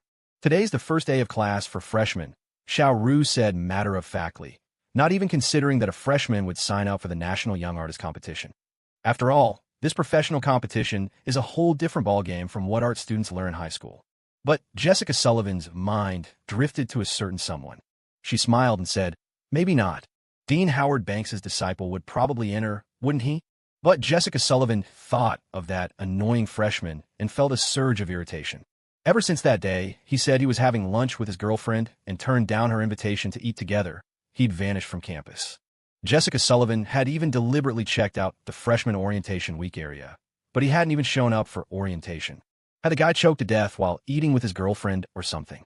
Just as Jessica Sullivan was thinking these not-so-kind thoughts, a group of guys from the nearby classroom building came bursting out, carrying a guy aloft. The guy being held up was yelling frantically, "You bunch of bastards, put me down right now. Wait, let's talk this over. I'll treat you all to dinner, okay? How about all-you-can-eat barbecue ribs? And drinks are on me." Jessica Sullivan and Xiaoru were drawn by the commotion and stopped to watch. Xiaoru covered her mouth and giggled. "Freshman? Huh? So childish. Jessica Sullivan watched the guy being carried, a mix of amusement and annoyance in her eyes. She nodded in agreement. Like a bunch of idiots. That evening, at an outdoor barbecue restaurant on the pedestrian street outside the Rhode Island School of Design, Michael Thompson was treating a group of classmates to barbecue. Come on, everyone, don't hold back. We're not stopping until someone's under the table. Michael Thompson said, raising a glass of iced tea as if to propose a toast. This naturally drew a chorus of boos and jeers. You're such a fake, Tyler Johnson laughed, popping open a beer and handing it to Michael Thompson. Down one to get the party started. Michael Thompson chuckled. I'm allergic to alcohol, guys. Cut me some slack. He knew he wasn't a good drinker. Last time at his high school graduation party, he'd gotten completely wasted and Olivia Sullivan had been furious, strictly forbidding him from drinking again. So Michael Thompson just said he was allergic to alcohol to avoid drinking. Gregory Wilson cursed. What a buzzkill. I'll down one for everyone. Get things going. He grabbed a beer and started his performance, which consisted of two main parts, the whirlpool chug and the nasal fountain. He drank too fast and made a mess of it, which immediately had everyone around him roaring with laughter. But it definitely loosened things up, and everyone relaxed a lot more. Everyone there, except for Michael Thompson, had gone through orientation week together and knew each other pretty well. Michael Thompson was good at socializing and quickly hit it off with everyone, becoming fast friends. When they were halfway through the barbecue, a guy suddenly stood up and said to Michael Thompson with a smile, Michael, I'm going to pick up a few more people. A few more are coming. Michael Thompson had been holding his drink, chatting happily with the people next to him. Hearing this, the smile on his face faltered slightly, and he slowly put down his glass. Tyler Johnson, standing nearby, immediately cursed. Jason Miller, are you serious? Someone else is paying for dinner, and you're bringing extra people. Jason Miller, upon being scolded like that, immediately bristled. It's not just anyone, they're classmates too. Michael hasn't said anything. What are you jumping in for? Michael Thompson glanced at him, smiled, and said, if they're classmates, then it's fine. Go pick them up. But next time, it'd be better to check with me first. All right, I'm going then. Jason Miller didn't take Michael Thompson's words to heart and left nonchalantly. As soon as he left, Tyler Johnson spat and cursed. That guy's a real piece of work. He was ordering all the expensive stuff just now, and now he's pulling the stunt. Damn it. Gregory Wilson offered Michael Thompson a bad idea. Michael, how about we just ditch and leave Jason Miller with the bill? Michael Thompson waved his hand dismissively. No need to make things awkward. They're all classmates. We'll just hang out by ourselves next time and leave him out of it. Jason Miller's behavior was definitely annoying, but Michael Thompson wasn't going to let such a small thing bother him too much. In his past life, he'd experienced a lot and seen all kinds of people. This was nothing more than child's play. At most, he'd just ignore guys like that in the future. Tyler Johnson and a few others sat there, each lighting a cigarette and puffing out smoke. It was the middle of summer, and they had rolled their short sleeves up to their stomachs. Some were even shirtless, yelling at others to drink up. Michael Thompson watched from the side with a smile. Michael, want one? Tyler Johnson opened a pack of cigarettes, offering one to Michael Thompson. Michael Thompson took the cigarette, but didn't light it, just tucked it behind his ear. He could smoke, but he rarely did and wasn't addicted. After all, in his past life, his own father had died of lung cancer. Because of that, he would only smoke if he couldn't refuse at social events, otherwise he wouldn't touch them. In this life, however, Robert Thompson was healthy and well. Michael Thompson now made sure he went to the hospital for checkups every year. His lungs weren't great due to years of carving in the workshop and his smoking habit, but at least it wasn't serious enough to cause illness. After a while, Jason Miller showed up with some people in tow at the private room. They were indeed classmates, a few girls, including Vivian Carter, one of the prettiest girls in Michael Thompson's class. The other girls seemed to be her roommates. Damn it, why did Jason Miller have to bring little Chili? Tyler Johnson cursed, then quickly scrambled to put on a shirt, as he was shirtless. Because of Vivian Carter's incredibly hot and spicy figure, the boys in class had secretly nicknamed her Little Chili. She knew about it and didn't dislike the nickname. In fact, she kind of liked it. Originally, it was an all-boys gathering, and everyone was pretty relaxed. In this sweltering heat, quite a few were shirtless. But when Jason Miller brought some girls over, these freshly graduated high school boys suddenly became embarrassed. They quietly put on shirts, and their voices became softer. The lively party became noticeably subdued. Jason Miller didn't seem to care at all. Instead, he eagerly pulled out the chair next to him. Vivian, you sit here. Gregory Wilson, nicknamed Four Eyes, who had been standing there chugging beer from a bottle, saw this and immediately plopped down in the chair Jason Miller had pulled out. Jason Miller immediately flared up. "What the hell, Four Eyes? What are you doing? It's closer to the AC. Can't I sit here if I'm more comfortable?" Gregory Wilson had always disliked Jason Miller and didn't mince words. Jason Miller angrily tried to pull Gregory Wilson out of the chair, but Vivian Carter smoothed things over. "It's okay, it's too close to the AC here. I wouldn't be comfortable. I'll sit inside." She walked straight towards Michael Thompson, sat in the empty seat next to him, and greeted him with a smile. "Handsome, long time no see. Back and already throwing such a big bash." Her saying handsome had a teasing tone, as Michael Thompson had introduced himself at the beginning of the semester and told people to call him handsome. Michael Thompson, who had been chatting and laughing with others while reclining with his legs crossed, turned his gaze to her when he heard this and laughed. "Just treating classmates to a meal. What's so grand about that?" "Then why didn't you invite me?" "Aren't I a classmate?" she said, feigning annoyance. Michael Thompson said with a dry smile, "We're not close." The smile on Vivian Carter's face instantly froze. She hadn't expected Michael Thompson to be so direct, and for a moment, she didn't know how to respond. "But hey, after a drink, we'll be acquainted." Michael Thompson grabbed a disposable cup, poured a bourbon, handed it to Vivian Carter, and winked at her. "Beautiful lady, will you do me the honor of getting to know you?" He gave her a perfect out, and Vivian Carter's face immediately brightened. She took the glass with a smile and downed the bourbon in one go, even turning the glass upside down to show Michael Thompson it was empty. Michael Thompson gave her a thumbs up. "Didn't expect you to be such a hero among women. Impressive. The next round is on me." He poured another bourbon for Vivian Carter, and they clinked glasses. Just as Vivian Carter brought the glass to her lips, she suddenly noticed the liquid color in Michael Thompson's glass was off. She asked in surprise, "Isn't that iced tea?" "Bourbon. I can't handle beer," Michael Thompson lied without changing expression. But to everyone's surprise, Vivian Carter leaned over and boldly took a sip of the drink in Michael Thompson's glass, both amused and annoyed. "Who are you trying to fool? Change it now." The people around them immediately started to whoop and holler. Jason Miller's face turned extremely ugly, and he downed a glass of beer in silence.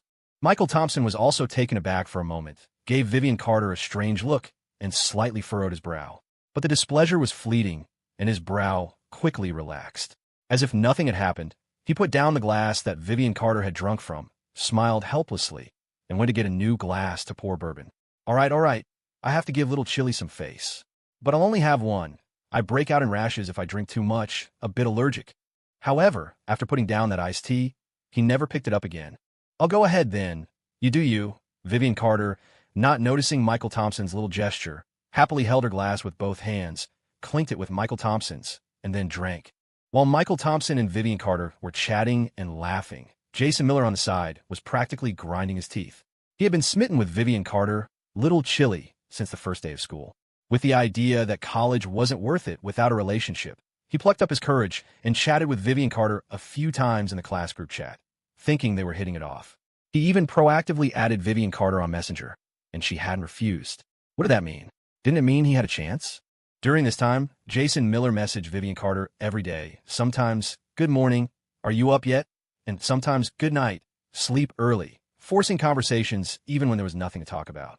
Except Vivian Carter always seemed to go take a shower mid-conversation and replied rather slowly, which troubled Jason Miller. But, well, girls are clean, that's normal. Today, Michael Thompson was hosting and treating everyone, and Jason Miller tried inviting Vivian Carter. He hadn't expected his goddess, who he could never get to go out, to actually agree readily. This initially made him ecstatic, but he never imagined that after Vivian Carter arrived, other than a polite greeting at the beginning, she hadn't even looked at him properly. Instead, she was chatting excitedly with Michael Thompson, and their topics were bold. Occasionally, she would be amused by Michael Thompson's jokes and laugh uncontrollably, leaning on his shoulder and patting his arm.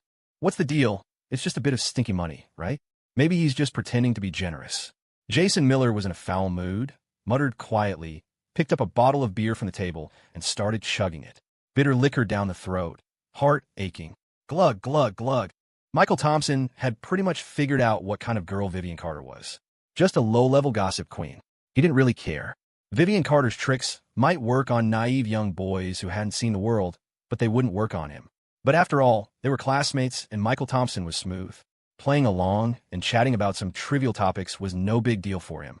"Handsome, come to think of it, I don't even have your contact info yet. Isn't my messenger in the class group chat?" Phone number, Messenger is so inconvenient. Vivian Carter held up her phone, urging Michael Thompson to exchange phone numbers with her. Michael Thompson didn't show any sign of taking out his phone and said with a smile, "Nah, it's all right. If you need anything, just find me in the class group chat. Phone number is not really convenient. My girlfriend will be checking up on me." Vivian Carter's hand, holding the phone, froze in midair. Oh, he has a girlfriend. The gathering ended early, as it had started early, and by 8 o'clock, everyone was getting ready to leave. Michael Thompson went to pay the bill. It wasn't expensive. 15 or 16 people eating and drinking their fill, plus several cases of beer, came to just over $1,000. After all, it was a place near the university, so the prices were reasonable. The owner even gave Michael Thompson a VIP card, saying it would get him a 20% discount on drinks in the future. When Michael Thompson came out after paying, the group had already split up. Some were stumbling and mumbling, being helped back to the dormitory by their roommates. Tyler Johnson and his crew were heading to the arcade, while Vivian Carter and her roommate, along with Jason Miller and a few other guys, were planning to keep the party going at a karaoke bar. "Hey, handsome, want to come sing? I'm buying tonight, since you paid for dinner," Vivian Carter invited enthusiastically. Meanwhile, Gregory Wilson shouted, "Michael, let's hit the arcade. My Yasuo is God tier. God tier my ass. I could sprinkle rice on the keyboard, and a chicken could play better than you," Tyler Johnson retorted, then turned to Michael Thompson. "Michael, we need one more. Come on, I'll even buy you an instant ramen tonight with sausage." Michael Thompson declined both offers. "Nah, you guys go ahead. I'm feeling a bit queasy from the beer, gonna head back and sleep." Vivian Carter just politely said, "We'll hang out another time," taking his excuse at face value. Tyler Johnson and his group grumbled as they left. "Pussy barely even finished one beer, just sipped it like a cat, and says he's drunk. What a loser."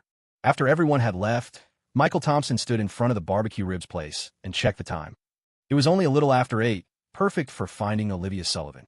Playing games with a bunch of smelly dudes, or singing with the gossip queen, couldn't compare to hanging out with his cute girlfriend. Michael. At the Ivy League University School Plaza, Michael Thompson was squatting by the entrance, yawning. Hearing the voice behind him, he stood up and turned around. Olivia Sullivan was standing there, looking at him with a delighted expression. She was still wearing her pajamas, having just come from her dorm. It was a cute cat onesie, complete with a hood and little cat ears. With the hood up and her hands in her pockets, she looked more like a middle schooler than a college student. The orientation week had tanned a lot of people, but Olivia Sullivan seemed untouched. Little did he know how much effort Olivia Sullivan had put in to stay her original rosy complexion, ever since hearing Michael Thompson worry that orientation week would turn her into a little darky. She had bought a whole arsenal of skincare products and made sure to put on a face mask every day. Olivia Sullivan always felt incredibly happy when she saw Michael Thompson, smiling with pursed lips like a little cat. As Michael Thompson started to greet her, she suddenly stepped closer, went on her tiptoes, grabbed his collar with both hands, and sniffed his chest. After a moment, Olivia Sullivan looked up at him, a slightly annoyed expression on her face. "You been drinking?" Michael Thompson couldn't help but hug her, protesting, "I just had dinner with some college classmates." "That's no excuse. Have you forgotten what you're like when you're drunk? The plant blood brother ritual." Olivia Sullivan scolded him good-naturedly. "I didn't drink much, honest." "They were drinking. I had iced tea," Michael Thompson said with a grin. "And it wasn't just any plant. That was my sworn brother." That pine tree had even been brought by Michael Thompson to his dorm and put on the windowsill. "Male or female classmates?" Olivia Sullivan sniffed his chest again. "Sniff, sniff, I think I smell perfume." This sense of smell. Is she a police dog? Isn't she dressed as a cat? Michael Thompson couldn't help but think, are women in love all master detectives? Olivia Sullivan gripped his collar tighter, threatening him in a cute, fierce tone. "Tell me, don't change the subject. Give me a kiss, and I'll tell you," Michael Thompson said shamelessly, leaning his face closer. Olivia Sullivan's face immediately turned red. She looked around to make sure no one was nearby, then stood on tiptoes. Before she could kiss Michael Thompson, he suddenly turned his face, his lips landing on her cherry-like mouth. MMPH. Olivia Sullivan's eyes widened. She tapped Michael Thompson a few times, but her movements gradually slowed down, eventually turning into a tight grip on his shirt. Her eyes closed. Perhaps it was too sudden, or perhaps she was too nervous, but Olivia Sullivan hiccuped during the kiss. She immediately opened her eyes, instinctively pushing Michael Thompson away, her face burning red. Hic, hic. The hiccups just kept coming, making cute little squeaking noises. Olivia Sullivan covered her mouth with both hands, feeling embarrassed beyond words. She slowly squatted down, pulling at the edges of her hood, curling into a ball as if to hide from the world. This was terrible. Her first kiss with Michael Thompson was like this. It was nothing like she had imagined. Michael Thompson looked at his girlfriend curled up on the ground, the adorable creature occasionally making cute hick sounds, and scratch his face. Honestly, it was pretty awkward. And although it might not be very nice, he really wanted to laugh. But he knew that if he laughed, he might lose his adorable girlfriend. Michael Thompson could only squat down and comfort her. It's okay. It happens the first time. We could try again. Go away. Hick, go away. Olivia Sullivan turned away in embarrassment. He actually wanted to try again. And she could hear that Michael Thompson wanted to laugh. Just as she was getting frustrated with the hiccups, a hand reached out and lifted her chin. She instinctively looked up and suddenly felt a warmth on her lips. When Michael Thompson released her, she was still staring at him in a daze. See, no more hiccups, Michael Thompson said with a smile. I told you trying again would work. He took Olivia Sullivan's hand, helped her stand up, and then looked around as if nothing had happened. Let's go somewhere and hang out.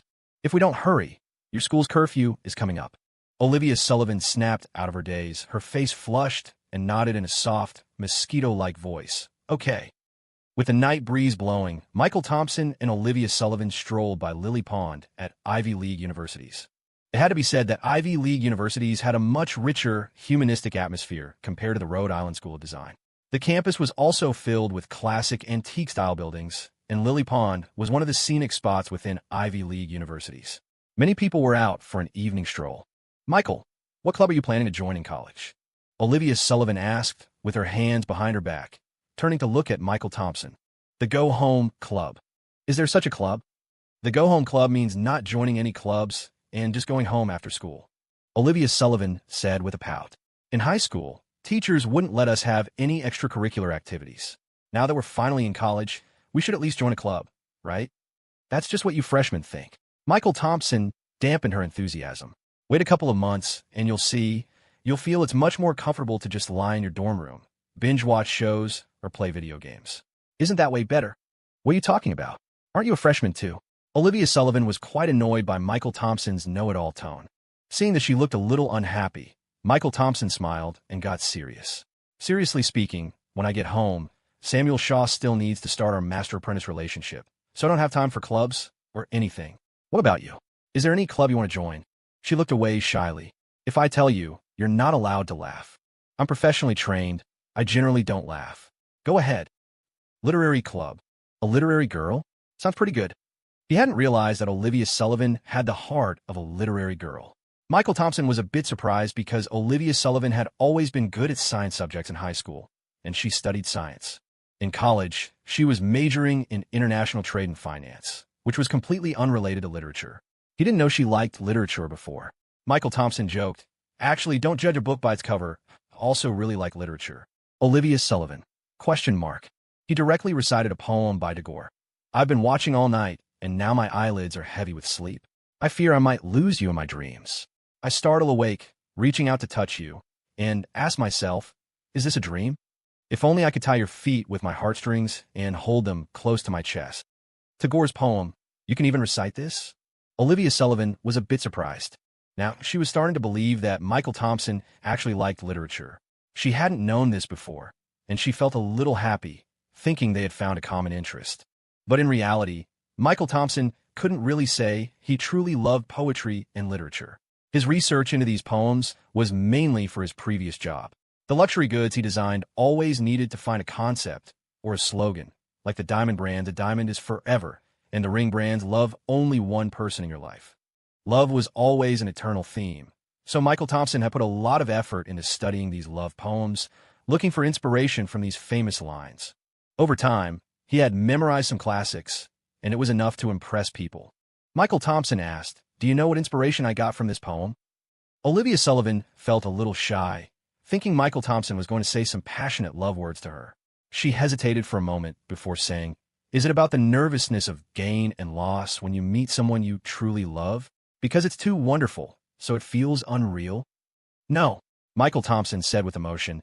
I just didn't expect that even a great literary figure had the same hobby as me. What?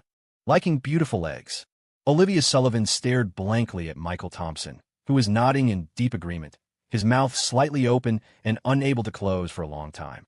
After a while, she raised her small fist and punched Michael Thompson, exclaiming angrily, "Michael, don't run. How did I end up with a boyfriend like you? What am I going to do with you?" On the way back to her dorm, Olivia Sullivan was still fuming, muttering resentfully under her breath. Michael Thompson expressed deep remorse, but was unrepentant. Was there anything wrong with liking beautiful legs? It was just an artist's pursuit of beauty. When they reached the dorm building, Olivia Sullivan turned to Michael Thompson with a sulky face and said, "Claire Evans asked us to hang out this weekend. Are you going? A girls' get-together, and you're bringing your boyfriend?" "No, Emily Thompson and Jake Wilson are coming too. It's an alumni get-together for our high school classmates who came to Ivy League universities. It's organized by a senior from the year above us." Michael Thompson nodded. "Okay, it's been a while since we came to Boston and saw Jake Wilson and Claire Evans. Let's catch up. Then I'm going back." When Olivia Sullivan was about to enter the dorm, Michael Thompson stopped her. "Are you going home for Thanksgiving break?" She stopped and hesitated for a moment. "Probably not. It's just a week-long break." Michael Thompson knew why Olivia Sullivan didn't want to go back. Her parents were divorced and still in court fighting over property. Going back would probably be unsettling. But he still advised, "You should still go back. Go back and see Grandpa. He must miss you." Michael Thompson encouraged Olivia Sullivan to go back because he actually planned to take Olivia Sullivan home with him. He had intended to do this before they came to Boston for college, but at that time Olivia Sullivan's family was in chaos, and she wasn't in the mood to go out, so he had to give up. Now, the opportunity was almost right. Thanksgiving break was just 10 days away, so going home would be perfect timing. Michael Thompson played the Arthur Sullivan emotional card, and it worked wonders. Mentioning Arthur Sullivan, a faint smile appeared on Olivia Sullivan's face, with two very cute dimples. She seemed to have made a decision and made a request to Michael Thompson. "Then you come home with me." "As what kind of person?" "My boyfriend," she said, her eyes slightly darting around. Unexpectedly, they were on the same wavelength. Damn it, I almost laughed. Michael Thompson quickly composed himself and gave Olivia an okay sign. Olivia Sullivan also pursed her lips, looked at Michael with a smile, and waved at him. "Then, see you on Saturday?" "Yeah, go in." By Wednesday, Michael Thompson had no classes in the afternoon. University schedules were like this. Unlike high school, where the day was packed with 4 classes in the morning and 4 in the evening, every now and then there'd be a morning or afternoon free. And this was still when freshman year had more classes. At the university he went to in his past life, by junior year, he only had classes only 3 days a week, and 2 of those days were only half-day classes, pretty laid back. Taking advantage of the free afternoon, Michael Thompson rarely took the time to go out. He planned to buy a car. Michael Thompson had been thinking about buying a car for a while. He didn't live on campus, and even though Samuel Shaw's place wasn't too far from school, it was still a tiring walk. He'd been relying on Elizabeth Shaw, his professor's wife, for rides to school every day. But even though Elizabeth Shaw taught at Rhode Island School of Design, she didn't have class every single day. Plus, she usually had to drop off Daisy Shaw at kindergarten first, which meant a bit of a detour before getting Michael to school. It was a bit inconvenient, so Michael figured getting his own wheels would be a good idea. He had a little under $200,000 in his account. Some of it was prize money from competitions, and some came from the Thompson family, but most of it was from selling small stone carvings. If he waited a bit, Michael still had some good raw materials from the Thompson family that he hadn't carved yet. With his master-level carving skills, selling those for a few $100,000 wouldn't be a problem, and he could get himself an even better car. But he wasn't that picky. He just needed something to get around. A car in the $100,000 range would be just fine. After leaving school, Michael wasn't in a rush to hit the dealership. Instead, he first went to Boston Normal University to see his buddy Jake Wilson. Boston Normal University wasn't right next door to Ivy League universities and Rhode Island School of Design like they were to each other. It was in East Boston, practically out in the suburbs beyond the 4th Ring Road. Michael had messaged Jake on Messenger beforehand, so when he got to the school plaza at Boston Normal, he spotted his buddy's hulking figure standing there like a pillar. "Jake!" Michael called out enthusiastically. But the excitement on Jake's face immediately dropped. "Michael, could you please not call me that?" Jake said awkwardly. Jake, I feel like I'm turning into Zhang Fei. Especially since second brother Guan Yu is a freaking bonsai." "What are you talking about?" "Zhang Fei," Michael said, slinging an arm around Jake's neck and patting his shoulder. Come on. I'm treating you to a good meal tonight." "Hey, could I invite Claire Evans?" Jake asked a little sheepish and then quickly explained, as if afraid Michael would misunderstand. You know, Claire Evans is also from our high school, and she's good friends with both of us, and she's Libby Sullivan's bestie. Since it's a meal anyway, why not eat together? Michael, seeing him go on and on, cut him off directly, giving him a weird look. I didn't say she couldn't come. She's a high school classmate. You're explaining so much, it's like you're feeling guilty. Am I? Am I? Always been a nervous talker since you were a kid, Michael chuckled, hooking his arm around Jake's neck. Seriously, is there something going on between you and Claire Evans at college? No way. I haven't even seen her face a few times, Jake mumbled. I'm studying physics. She's studying Chinese lit. Our classes aren't even in the same building. Michael burst out laughing. What's wrong with you, man? I'm handing you an opportunity, and you're blowing it. Jake Wilson. Michael said, all right, dinner for tonight. We'll ask Claire Evans out tonight. Jake asked curiously. So what are we doing this afternoon? Arcade? There's a new arcade that just opened behind my school. It's pretty good. Michael, my treat. Arcade centers were just becoming trendy then. For most people, they were basically just internet cafes with a nicer atmosphere. Not much different. But all arcade centers were eager to call themselves internet cafes, as if that sounded more upscale.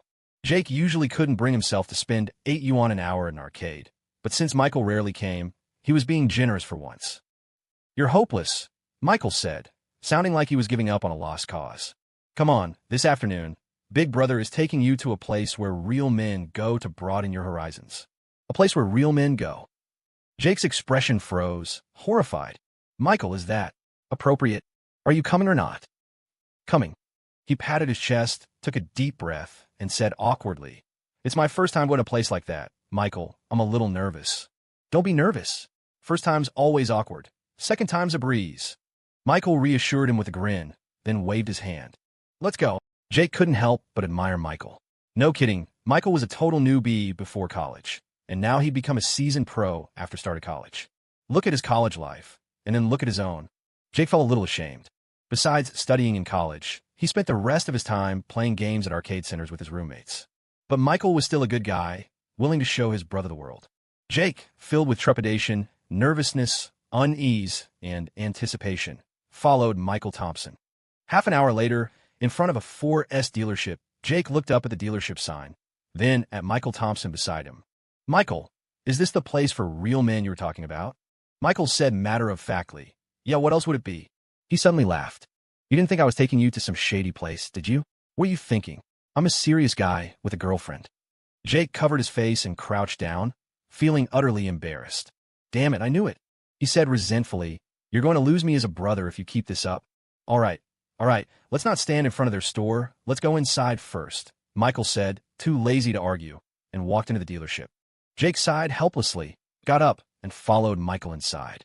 Once inside, he asked curiously, Michael, isn't this a car dealership? What are we doing here? Michael said matter-of-factly, You just said it's a car dealership. Of course we're here to buy a car. Buy a car? It was only the beginning of freshman year, and Michael was already planning to buy a car? Jake was stunned and quickly asked, Where did you get the money? He and Michael were childhood friends, practically inseparable, and the Wilson and Thompson families were also very close. He knew the Thompson family had recently gotten rich from a quartz mine, but Jake also knew Michael's mom, Margaret Thompson, very well. Someone like Aunt Maggie, while she doted on her son, was really tight with money. She wouldn't be stingy with what needed to be spent, but don't even think about getting a penny out of her for things that weren't necessary. She definitely wouldn't give Michael a huge sum of money to blow. Michael casually explained, made some pocket money tailoring clothes for people. I'll tell you about it later. Help me check out some cars first. As they were talking, a saleswoman from the dealership greeted them with a smile. Hello, gentlemen. Can I help you with anything? The cliché of being looked down upon for being young, and then some face-slapping scene, obviously didn't happen in reality. The pretty sales lady at the dealership was very enthusiastic, and Michael Thompson and Jake Wilson spent the whole afternoon at the dealership picking out cars they liked. Finally, after the salesperson's recommendation, Michael Thompson bought a domestic car that cost over $10,000. He completed the paperwork that afternoon, and he and Jake Wilson drove straight out of the dealership. Michael, slow down. This is your first time really driving on the road, Jake Wilson said from the passenger seat, clutching the handle above the window, his round face pale. He and Michael Thompson had gotten their licenses together, but before, an instructor was always in the passenger seat. This was the first time he was on the road without one, especially with Michael Thompson driving so fast. It scared him half to death. Jake Wilson wouldn't dare drive himself, After getting his license, he hadn't touched a car since, and his license was probably lost somewhere at home. But gradually, he noticed that Michael Thompson was driving pretty steadily. He didn't seem like a newbie at all, but more like an experienced driver with over a decade of driving under his belt. Jake Wilson finally relaxed, realizing he was drenched in sweat, and he wiped his forehead. Looking up, he realized Michael Thompson wasn't heading towards Boston Normal University. He asked curiously, "Michael, where are we going? Aren't we going to eat? I'm picking someone up at Harvard University, and I'm bringing Emily Thompson along too. It's been a while since we've all seen each other. Let's all hang out tonight." Michael Thompson hadn't intended to make such a big deal out of it. He just wanted to grab a few drinks and some spicy beef stir-fry with Jake Wilson. But Jake Wilson wanted to bring Claire Evans, and if Claire Evans was coming, there was no reason not to invite Olivia Sullivan. Otherwise, the two best friends would be messaging each other all night. "Olivia Sullivan, Michael Thompson is having dinner with me and Jake tonight. Why aren't you here?" "What? He went to dinner with you guys and didn't invite me?" If that happened, Michael Thompson could forget about holding hands or kissing. He'd probably be ignored for days. Since they were going back toward Harvard University anyway, Michael Thompson decided to swing by Emily Thompson's school to pick her up too. It was just on the way, and it wasn't like she needed a separate invitation for a meal. Emily Thompson's university wasn't far from Jake Wilson's Boston Normal University. Her grades weren't as good as Michael Thompson's or Jake Wilson's. She'd only gotten into a regular second-tier university, majoring in the popular field of finance, probably chosen by her family to prepare her for a civil service career. Michael Thompson parked the car in the school plaza, noticing quite a few vehicles around, including some expensive luxury cars. Jake Wilson also noticed this and asked stupidly, "Michael, do that many parents gonna pick up their kids from college?" As soon as he asked, he saw several flamboyant female students emerge from the school plaza, expertly getting into a car. When they opened the car door, there was often a fat, greasy, middle-aged man in the driver's seat. Michael Thompson laughed. "Yeah, sugar daddies picking up their sugar babies from school." Jake Wilson was shocked. "Michael, you can even tell if they're biologically related? You're such an idiot." Michael Thompson was speechless. Seeing Jake Wilson still wanting to argue, he quickly gestured for him to stop, saying impatiently, "I'm guessing, okay? I'm guessing." "Oh." Jake Wilson nodded and didn't ask any more questions. The two waited in the car for Emily Thompson for quite a while, but she didn't appear. Michael Thompson put his feet on the steering wheel, checked the time on his phone, and muttered, "What's taking her so long?" Just as he was about to call Emily Thompson to hurry her up, he noticed something outside the car. In the school plaza, a pretty girl with a bag was walking out, while a boy of similar age was trying to grab her hand, but she forcefully shook him off. Noticing this, Michael Thompson took his feet off the steering wheel and leaned forward to watch. Suddenly, Jake Wilson unbuckled his seatbelt, about to open the car door in anger. Michael Thompson stopped him. "What are you doing? Someone's bothering Emily Thompson." "Michael, why are you still sitting there? Let's go." Jake Wilson looked indignant, eager to get out of the car. "Hold on, take another look." Michael Thompson pointed outside. Jake Wilson looked in the direction he was pointing and almost dropped his jaw. Outside the car in the school plaza, Emily Thompson was delivering a brutal groin kick to the boy who was harassing her, followed by smashing him on the head twice with her bag. Then, with her bag on her back, she hurried aggressively towards Michael Thompson's car. She opened the car door, got in the back seat, and cursed, "What bad luck. Let's go." Michael Thompson chuckled and started the car. "Yes, ma'am." He stepped on the gas, drove away from the school gate, and onto the road. After driving for quite a while, Jake Wilson kept looking at Emily Thompson in the back seat through the rearview mirror. Seeing that she seemed to be less angry, he cautiously asked, "Emily Thompson, what was that guy about?" Emily Thompson crossed her arms and said angrily, "Ex-boyfriend." Jake Wilson was a little stunned and muttered, "And it's only the beginning of the semester." He hadn't expected that the semester had just started, and while most of the guys in his class didn't even dare to talk to the girls, Emily Thompson already had an ex-boyfriend. Jake Wilson had actually given up on Emily Thompson after Michael Thompson's persuasion. But in this situation, he hesitated for a long time, but couldn't help asking, "Emily Thompson, how long were you together?" "We got together yesterday at noon and broke up last night." Jake Wilson, question mark. Emily Thompson angrily slapped the car's seat cushion. "What's in you guys' heads? We get together on the same day, and you want to take me to a hotel? What were you thinking?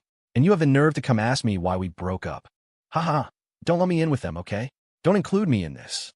Michael Thompson laughed heartlessly. He had expected this all along, so he didn't even ask. Emily Thompson angrily kicked the back of his seat and cursed, You're no good either. You've never been any good since you were a kid. It seemed like she was really angry, and she didn't hold back when scolding her younger brother. Her mouth was dry, and she came to a conclusion. Having a boyfriend is not as good as having a buddy. Jake Wilson didn't know how to comfort Emily Thompson. He felt like talking to her now would only get him scolded, so he looked helplessly at Michael Thompson, hoping he would say something. Seeing that Emily Thompson was about to become an abyss extinction, Michael Thompson thought for a long time before saying, I just bought this car. Are your shoes dirty? You kicked the seat. You'd better wipe the footprint off the back later. Emily Thompson was stunned. This bastard. Shouldn't he be comforting her right now? Why is he worried about the car? Emily Thompson was initially blinded by anger, but it finally dawned on her that Michael Thompson had actually bought this car himself. She'd assumed Michael Thompson had borrowed it from Samuel Shaw's family. Completely forgetting her recent breakup, she blurted out, Where did you get the money to buy a car? Did Aunt Maggie give it to you? Michael Thompson, driving, chuckled, No, I earned it myself. Drawing is that profitable? Emily Thompson muttered in disbelief. If I'd known, I would have learned to draw too. The little money grubber felt like she'd missed out on $1 billion. Michael Thompson teased her. Please don't even think about it. Remember when Uncle taught us to draw? He said your paintings were good for warding off evil spirits. What's that supposed to mean? Those scribbles. TSK. Even ghosts would be scared. Michael Thompson chuckled. You shouldn't learn to draw. You should learn to draw talismans. You'd be a master at getting rich. You want to die? Emily Thompson, sleeves rolled up, was ready to fight Michael Thompson, trying to reach from the back seat for a chokehold. Cough, cough. Stop it, I'm driving. Michael Thompson deliberately swerved the car, scaring Emily Thompson into retracting her hand and grudgingly giving up. I'll deal with you when we get out of the car. But after Michael Thompson's jokes, Emily Thompson's initial anger had dissipated, and she calmed down a lot, becoming the playful Emily Thompson she usually was. Michael Thompson glanced in the rearview mirror, watching Emily Thompson complaining about university to Jake Wilson, and couldn't help but smile. A girl like Emily Thompson didn't need comforting. She had the Thompson family's inherited big heart, very open-minded. This bird without feet, after going to college, was gradually starting to let herself go.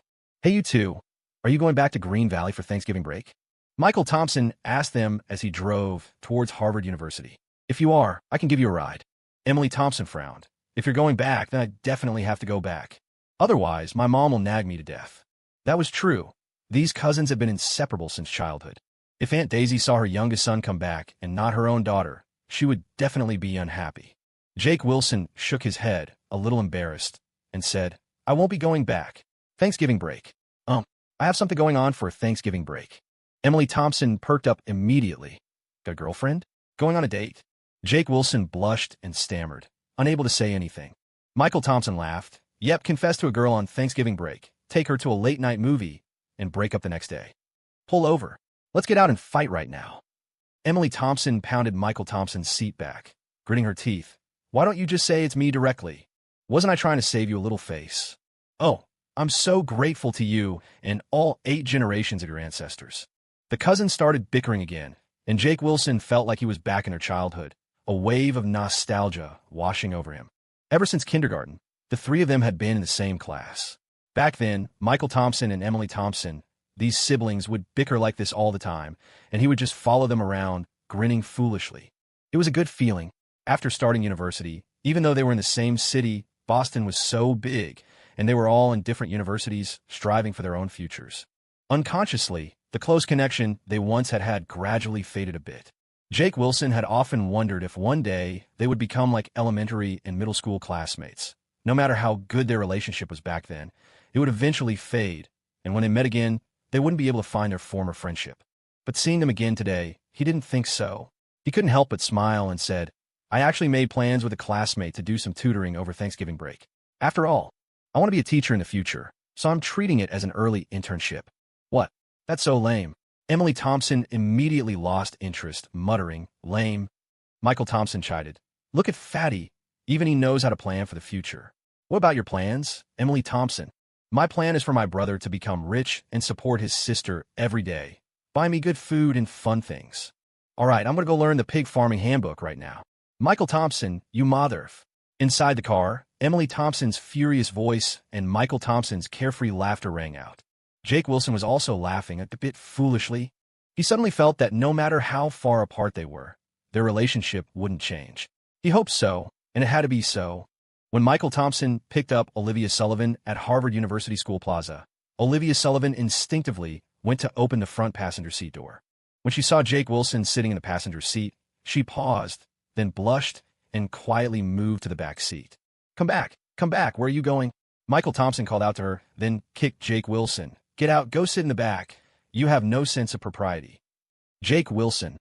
He helplessly unbuckled his seatbelt, got out of the car, sighed, and said, "Michael, I just thought our friendship would definitely last a lifetime."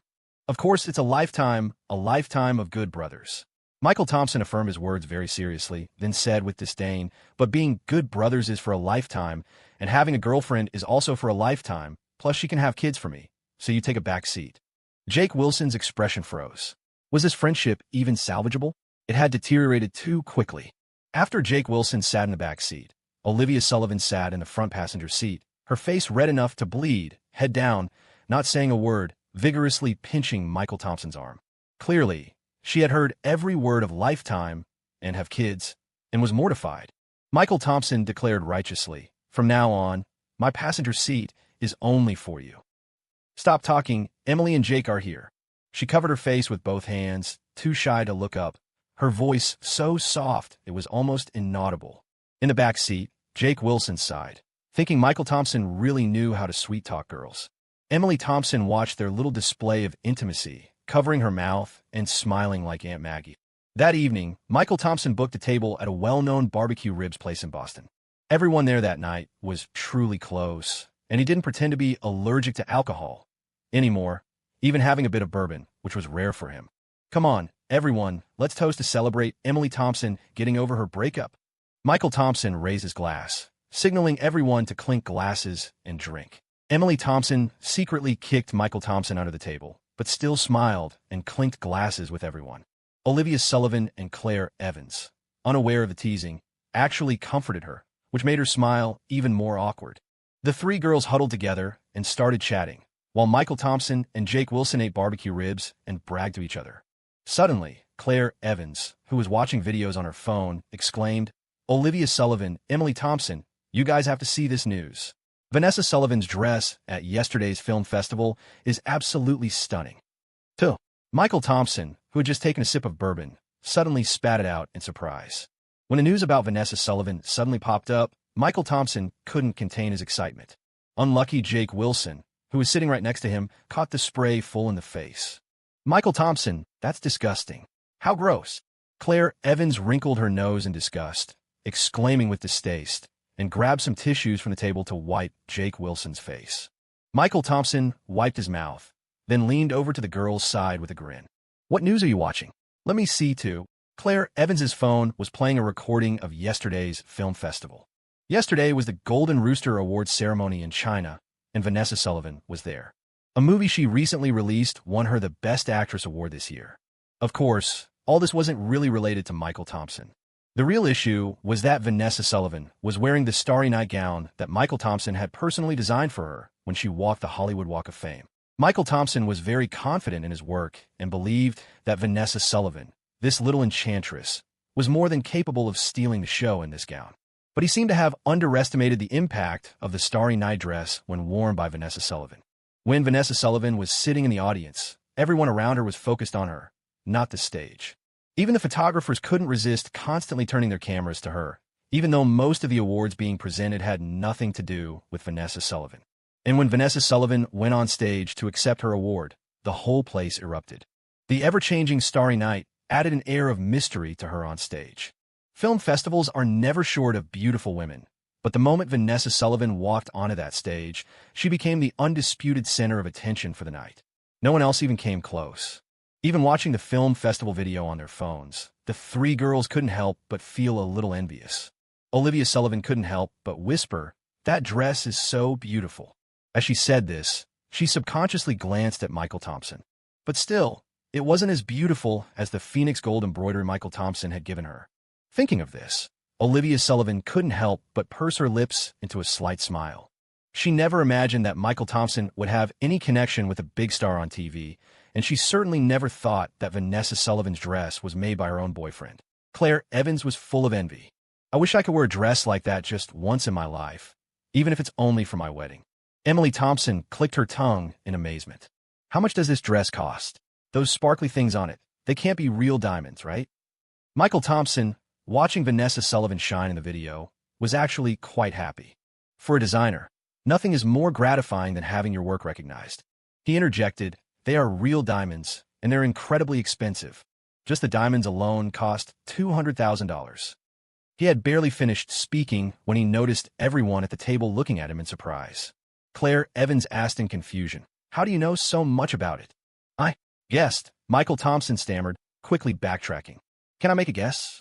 Of course, Michael Thompson wouldn't admit that he made the dress himself, so he just made up an excuse and quickly changed the subject. By the way, what was the movie Vanessa Sullivan won the award for again? Ambition, a workplace drama. She plays a female boss. It's really good, Claire Evans said, being a fan of Vanessa Sullivan and recommending her movie. I haven't seen any of her movies. When should we go see a movie together? Are you guys busy tonight? How about tonight? The topic was successfully diverted by Michael Thompson, and everyone stopped discussing Vanessa Sullivan's dress and began excitedly discussing going to the movies together that night. However, as luck would have it, the video Claire Evans was playing was an edited version. Right after the clip of Vanessa Sullivan accepting the award ended, the video transitioned to the post-film festival interview segment. Ms. Fan, you look absolutely stunning tonight. Thank you. I believe many viewers will share my curiosity. This dress of yours is truly dazzling. Could you tell us where you purchased it? Take a guess. The reporter speculated. Is it from a famous French designer? Nope, designed by someone from our own country. Then it must be a very famous master designer, right? Not a very famous master designer. I knew him when he was still in high school. Even the highly professional reporter couldn't help but freeze, his facial expression betraying his inner thought. Are you kidding me? Could Ms. Fan reveal the background of this dress's designer? The reporter couldn't resist asking. Vanessa Sullivan smiled mischievously at the camera with a hint of playful mischief. I can't reveal specific details without the person's consent, but I can tell you that he's a freshman at the Rhode Island School of Design this year. The moment they heard this sentence in the video, everyone at the table simultaneously looked up at Michael Thompson. Michael Thompson looked at the gazes directed at him, his face flushing red. After holding in for a long moment, he finally blurted out a single word, shit. You might as well just read out my ID car number. This sentence, to others, might not immediately point to Michael Thompson. After all, there are so many freshmen at the Rhode Island School of Design. But among those present, Jake Wilson and Emily Thompson didn't know that Michael Thompson could design dresses and that he was incredibly talented at it. However, Olivia Sullivan and Claire Evans knew. Back when Olivia Sullivan turned 19, the Phoenix Gold embroidery dress was Michael Thompson's gift to Olivia, delivered by Claire Evans as a birthday present. Originally, neither of them had considered that Vanessa Sullivan's dress was designed by Michael Thompson, because in their minds, Vanessa Sullivan and Michael Thompson were worlds apart and had no connection whatsoever. But Vanessa Sullivan's one sentence directly exposed Michael Thompson. Claire Evans was stunned for a long moment before pointing at Michael Thompson and stammering, you did it. What? What did Michael Thompson do? Jake Wilson asked, scratching his head in confusion. Michael Thompson, does your school have such talented students? Do you know them? Thump. Just then, Olivia Sullivan suddenly stood up and slammed her hand on the table. Michael Thompson tensed up and looked at her. Olivia Sullivan, with a dark expression on her face, said to the others, you guys eat first. Michael Thompson and I have something to talk about. But I'm not full yet. Michael Thompson felt that going out to talk now definitely wouldn't be good, and he didn't want to leave.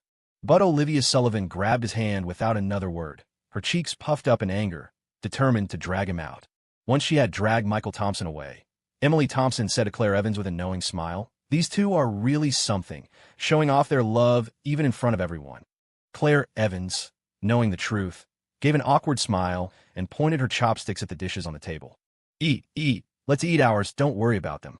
Olivia Sullivan clung to Michael Thompson's arm until they were outside the shop, then released him. Why did you make a dress for Vanessa Sullivan? She demanded, her voice tight with anger. Michael Thompson chuckled awkwardly. Hey, the guy's got to make a living. Olivia was momentarily speechless. She was furious.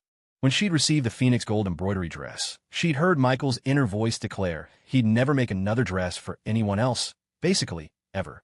So, discovering Vanessa Sullivan's dress was also designed and sewn by Michael had overturned her inner vinegar jar, leaving a bitter taste. but she couldn't voice her real complaint. She couldn't reveal that she could hear his thoughts. Olivia stared at Michael, small fists clenched, silent. He shifted uncomfortably under her gaze, his thoughts racing. What's wrong with Olivia? She's even angrier than I thought. She gets jealous, but she usually doesn't show it. Something's off today. Olivia took several deep breaths to calm herself.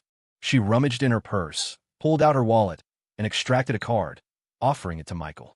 I have money. Huh? Michael Thompson was confused. So, take this. Olivia shoved the card into his hand. The pin is my birthday. If you can't remember my birthday, I will be very angry. So, Olivia's way of showing affection is to give me money? Noted. Michael took the card, turning it over in his hands.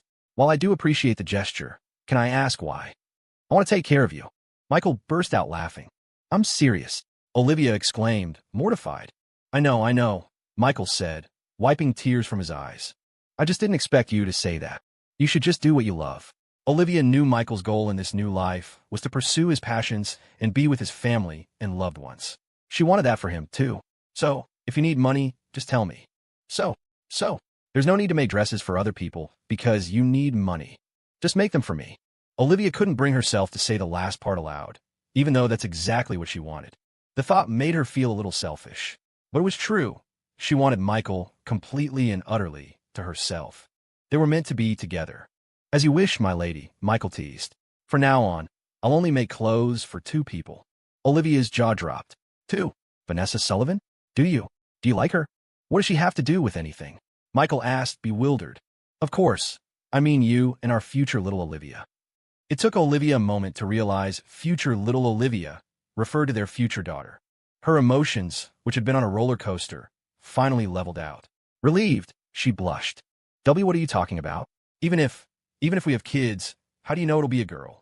I just know, Michael said, matter-of-factly. He and Olivia had a daughter in their past life, nicknamed Sticky Rice.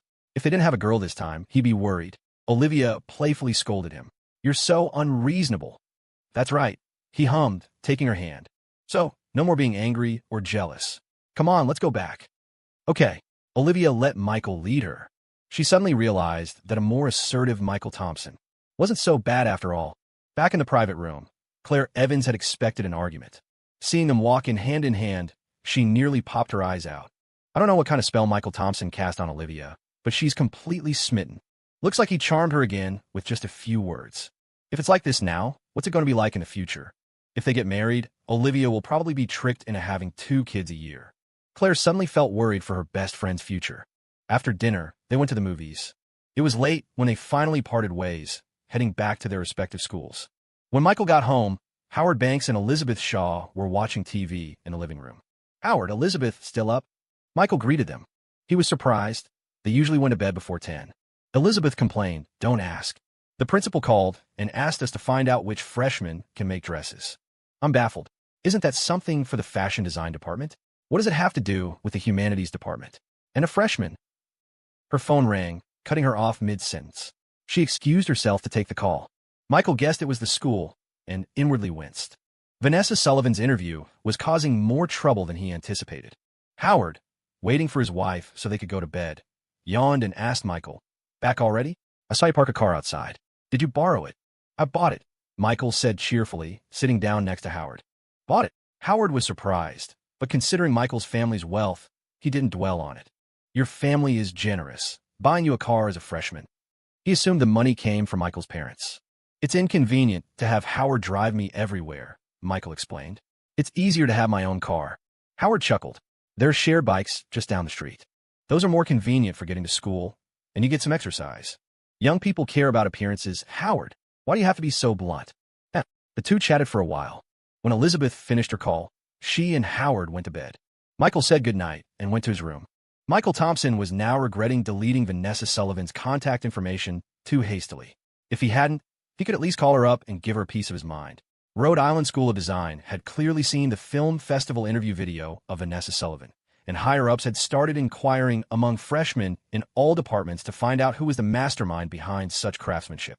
Word was that the design school was being turned upside down, with counselors from every freshman class questioning students one by one. Michael Thompson's department of traditional Chinese painting was relatively calm. After all, who would expect a traditional Chinese painting student to go and make clothes? Nevertheless, when Michael Thompson went to class today, there was a lot of discussion in his class.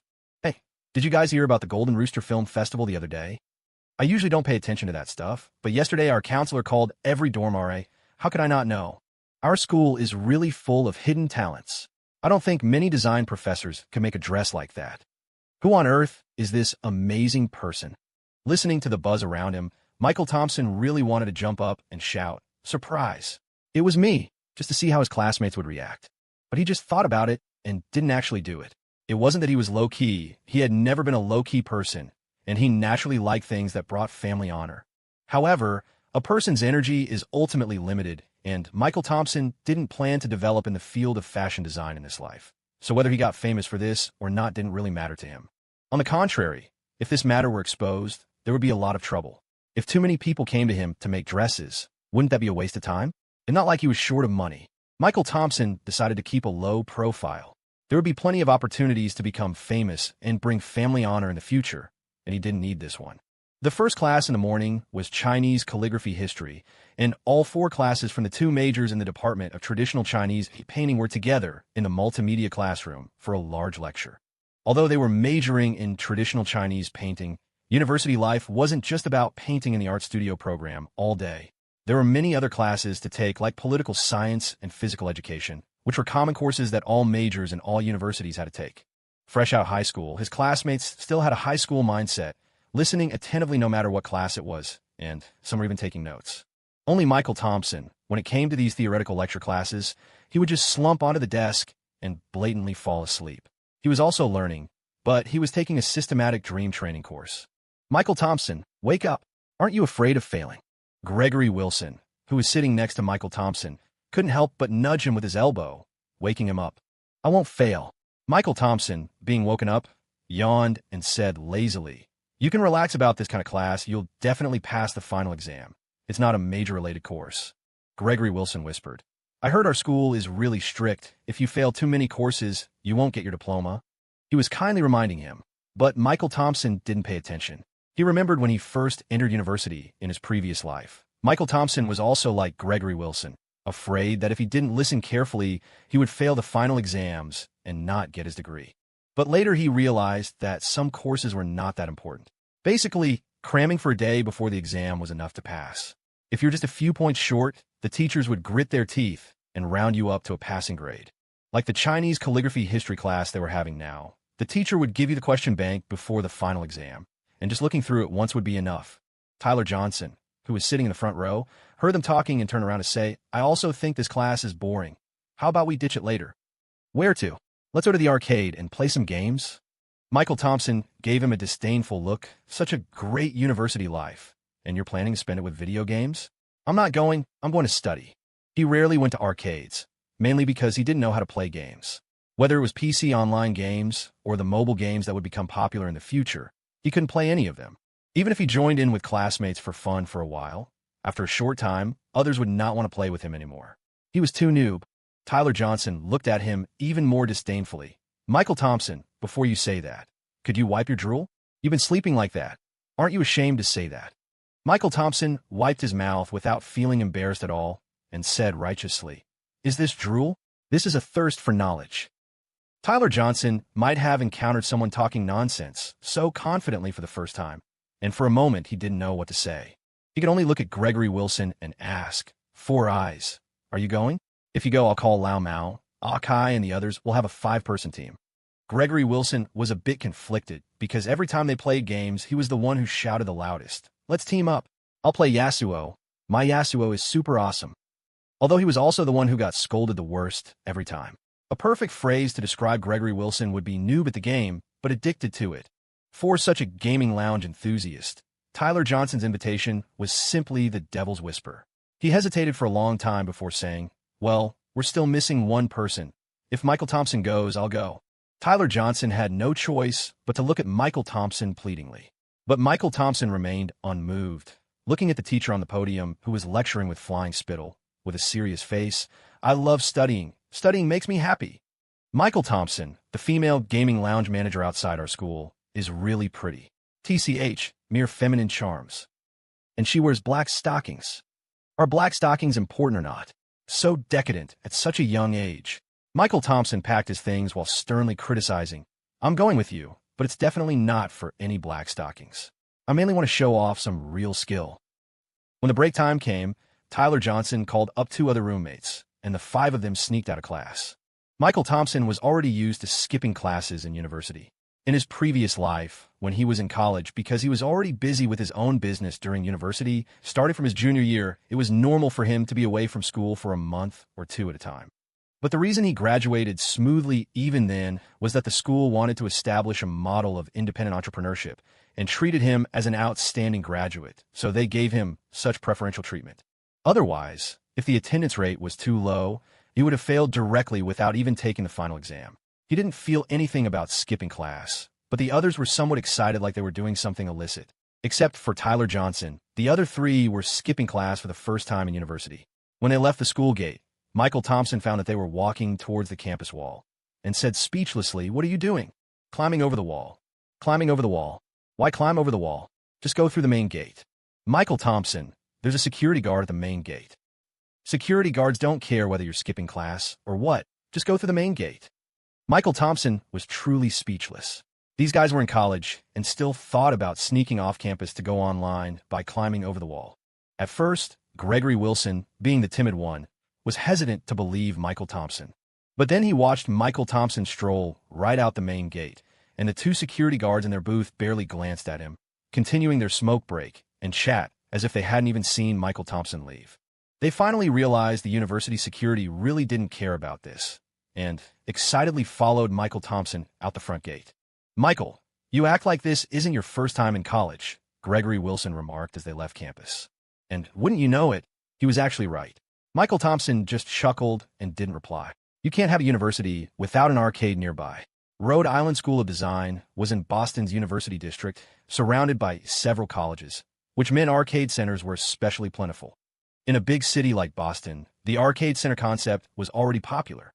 Places that were XX Internet cafes last year had all changed their signs to XX Arcade Center.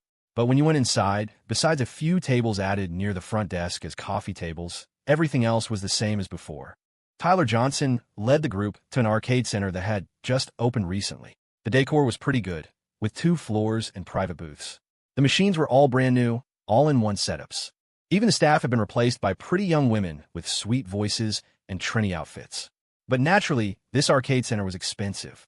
Machines in the main hall downstairs were $5 an hour, while upstairs and in the booths, it was $10.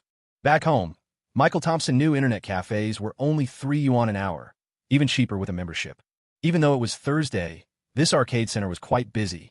The main hall was almost full, and you couldn't find 5 machines together. Tyler Johnson decided to splurge and booked a 5-person private booth at $10 per person per hour, so they could all play games together. "Michael, that staff member is cute, right?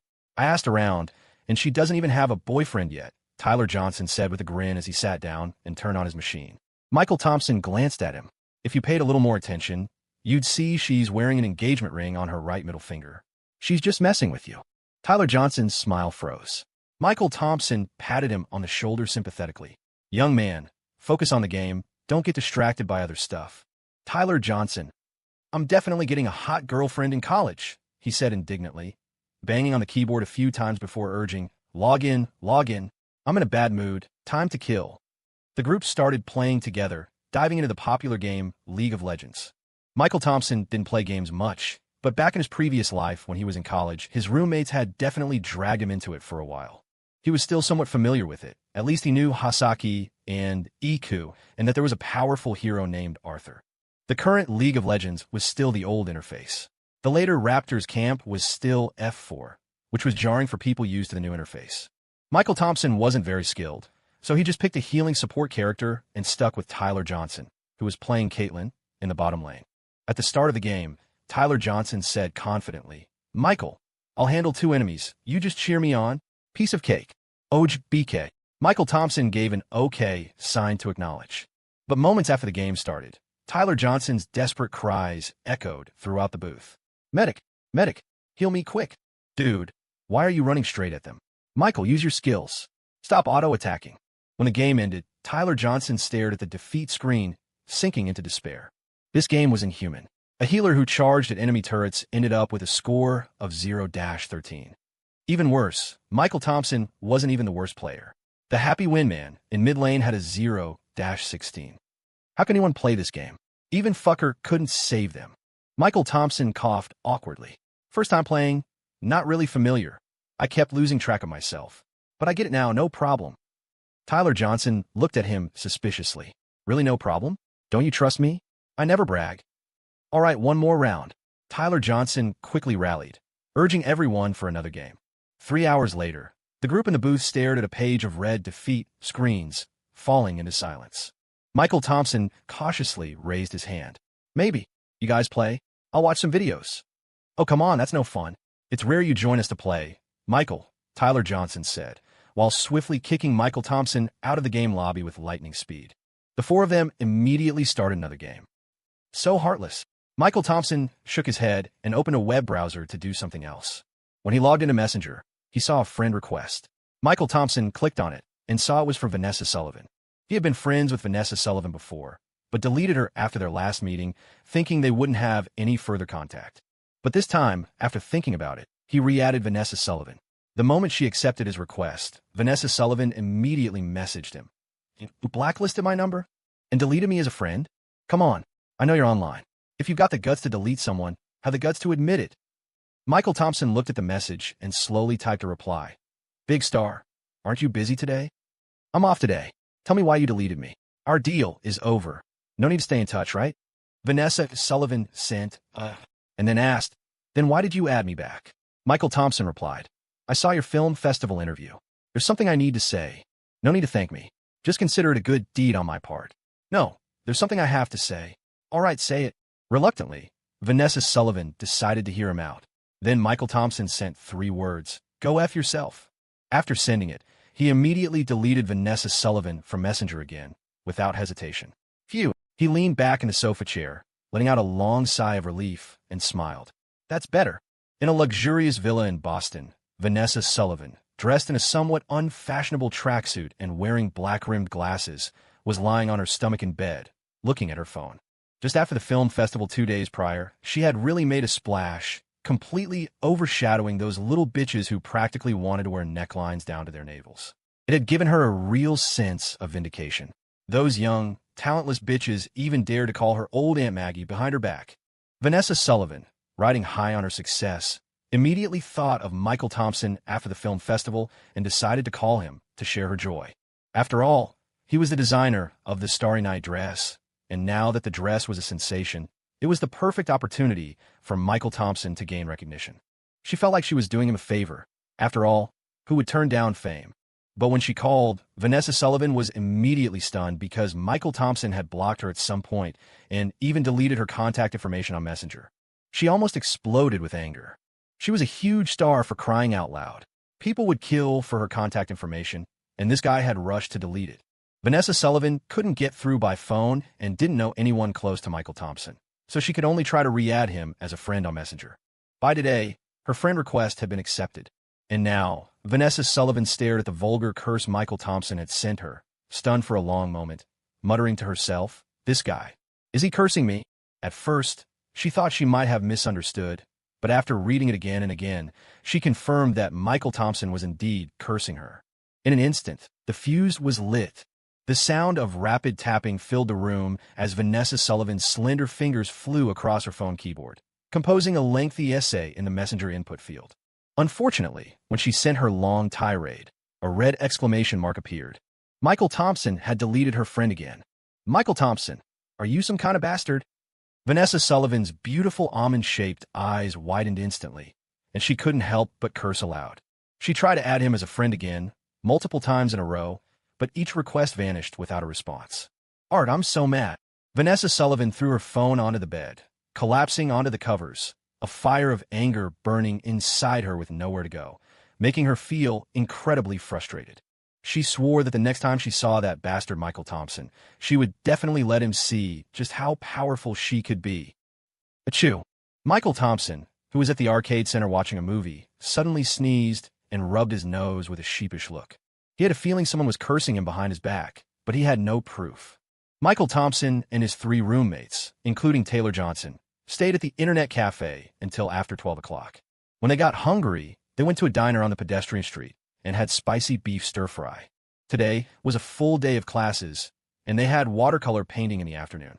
They didn't dare skip this class, since it was a major course, and they had in-class assignments to turn in. After eating, Michael Thompson went back to school first. The others were probably still upset about losing all morning and insisted on playing a few more rounds at the arcade center during their lunch break, since afternoon classes didn't start until 2:30 p.m. However, because Michael Thompson didn't live on campus, he wasn't assigned a dormitory. During lunch breaks, he usually just found an empty classroom to take a nap. But the school was stingy, and the air conditioning in most classrooms was turned off frequently.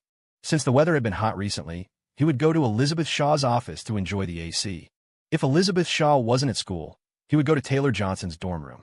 Today, Taylor Johnson and his roommates were all at the arcade center, and coincidentally, Professor Shaw was off work, so Michael Thompson had to go to the library study room to take a nap. At least it had air conditioning. There weren't many people in the study room, and most of them were upperclassmen, juniors, and seniors. It was rare to see freshmen there. Michael Thompson casually found an empty seat and sat down. He saw a few books on the desk in the study room, gathered them together, and used them as a pillow under his head to sleep. Just as he was drifting off, half asleep and half awake, someone suddenly tapped him on the shoulder.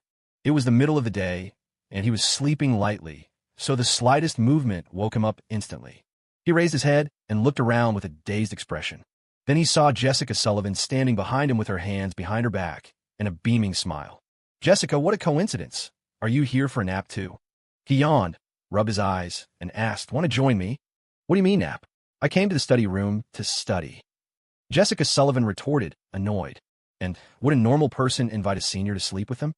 Michael Thompson glanced at his phone. It was just past 1 o'clock, still a long time before afternoon classes. He said, "Jessica, a normal person also wouldn't come up and say hello when someone is sound asleep, right? I didn't want to disturb your sleep either, but you're using my books as a pillow." Jessica Sullivan pinched the top book that Michael Thompson was using as a pillow with 2 fingers, looking slightly disgusted. "I just want to grab lunch." "Wow, you even got drool on it." Michael Thompson coughed in embarrassment. "It'll still be usable after it dries. You buy me a smoothie, and we'll call it even." "Deal." Michael Thompson readily agreed, then stood up, intending to move to another table to sleep. "Then I won't disturb your studying, senior. I'll definitely buy you a smoothie next time." Jessica Sullivan, perhaps wary of Michael Thompson's next time, grabbed his sleeve when she heard him say that, her almond eyes widening. "What do you mean next time? It's this time. You're not getting away with it this time." He had stood her up once before. Seeing that his evasive tactics weren't working, Michael Thompson had no choice but to obediently take Jessica Sullivan to get a smoothie. Fortunately, there was a smoothie shop on campus, and Jessica Sullivan wasn't too picky. The two of them went to the smoothie shop near the cafeteria and bought a smoothie. "Freshman, aren't you going to get one?" Jessica Sullivan asked, contentedly holding the smoothie Michael Thompson had bought her. Seeing that his hands were empty, she suddenly felt a little embarrassed. Michael Thompson waved his hand. "I'm all right. I don't really like this kind of thing." He genuinely didn't like smoothies, but Jessica Sullivan thought he might be short on cash. She thought for a moment and said to Michael Thompson, "Wait here." Jessica Sullivan went back into the smoothie shop. Michael Thompson waited for her at the door for a while. A moment later, when she came out, she had another smoothie in her hand. "Here for you," Jessica Sullivan said, holding her own smoothie in one hand and handing the newly bought smoothie to Michael Thompson with the other, joking, "It's not fair if only I get fat." Michael Thompson chuckled and didn't bother to explain. He took the smoothie, saying, "Then thank you, senior." But he didn't drink it, just carried it in his hand, thinking he'd give it to someone else later when class started. As they left the cafeteria and walked back towards the library, Michael Thompson noticed that many stalls had been set up along the campus road, and many Rhode Island School of Design students were putting up banners and things like that.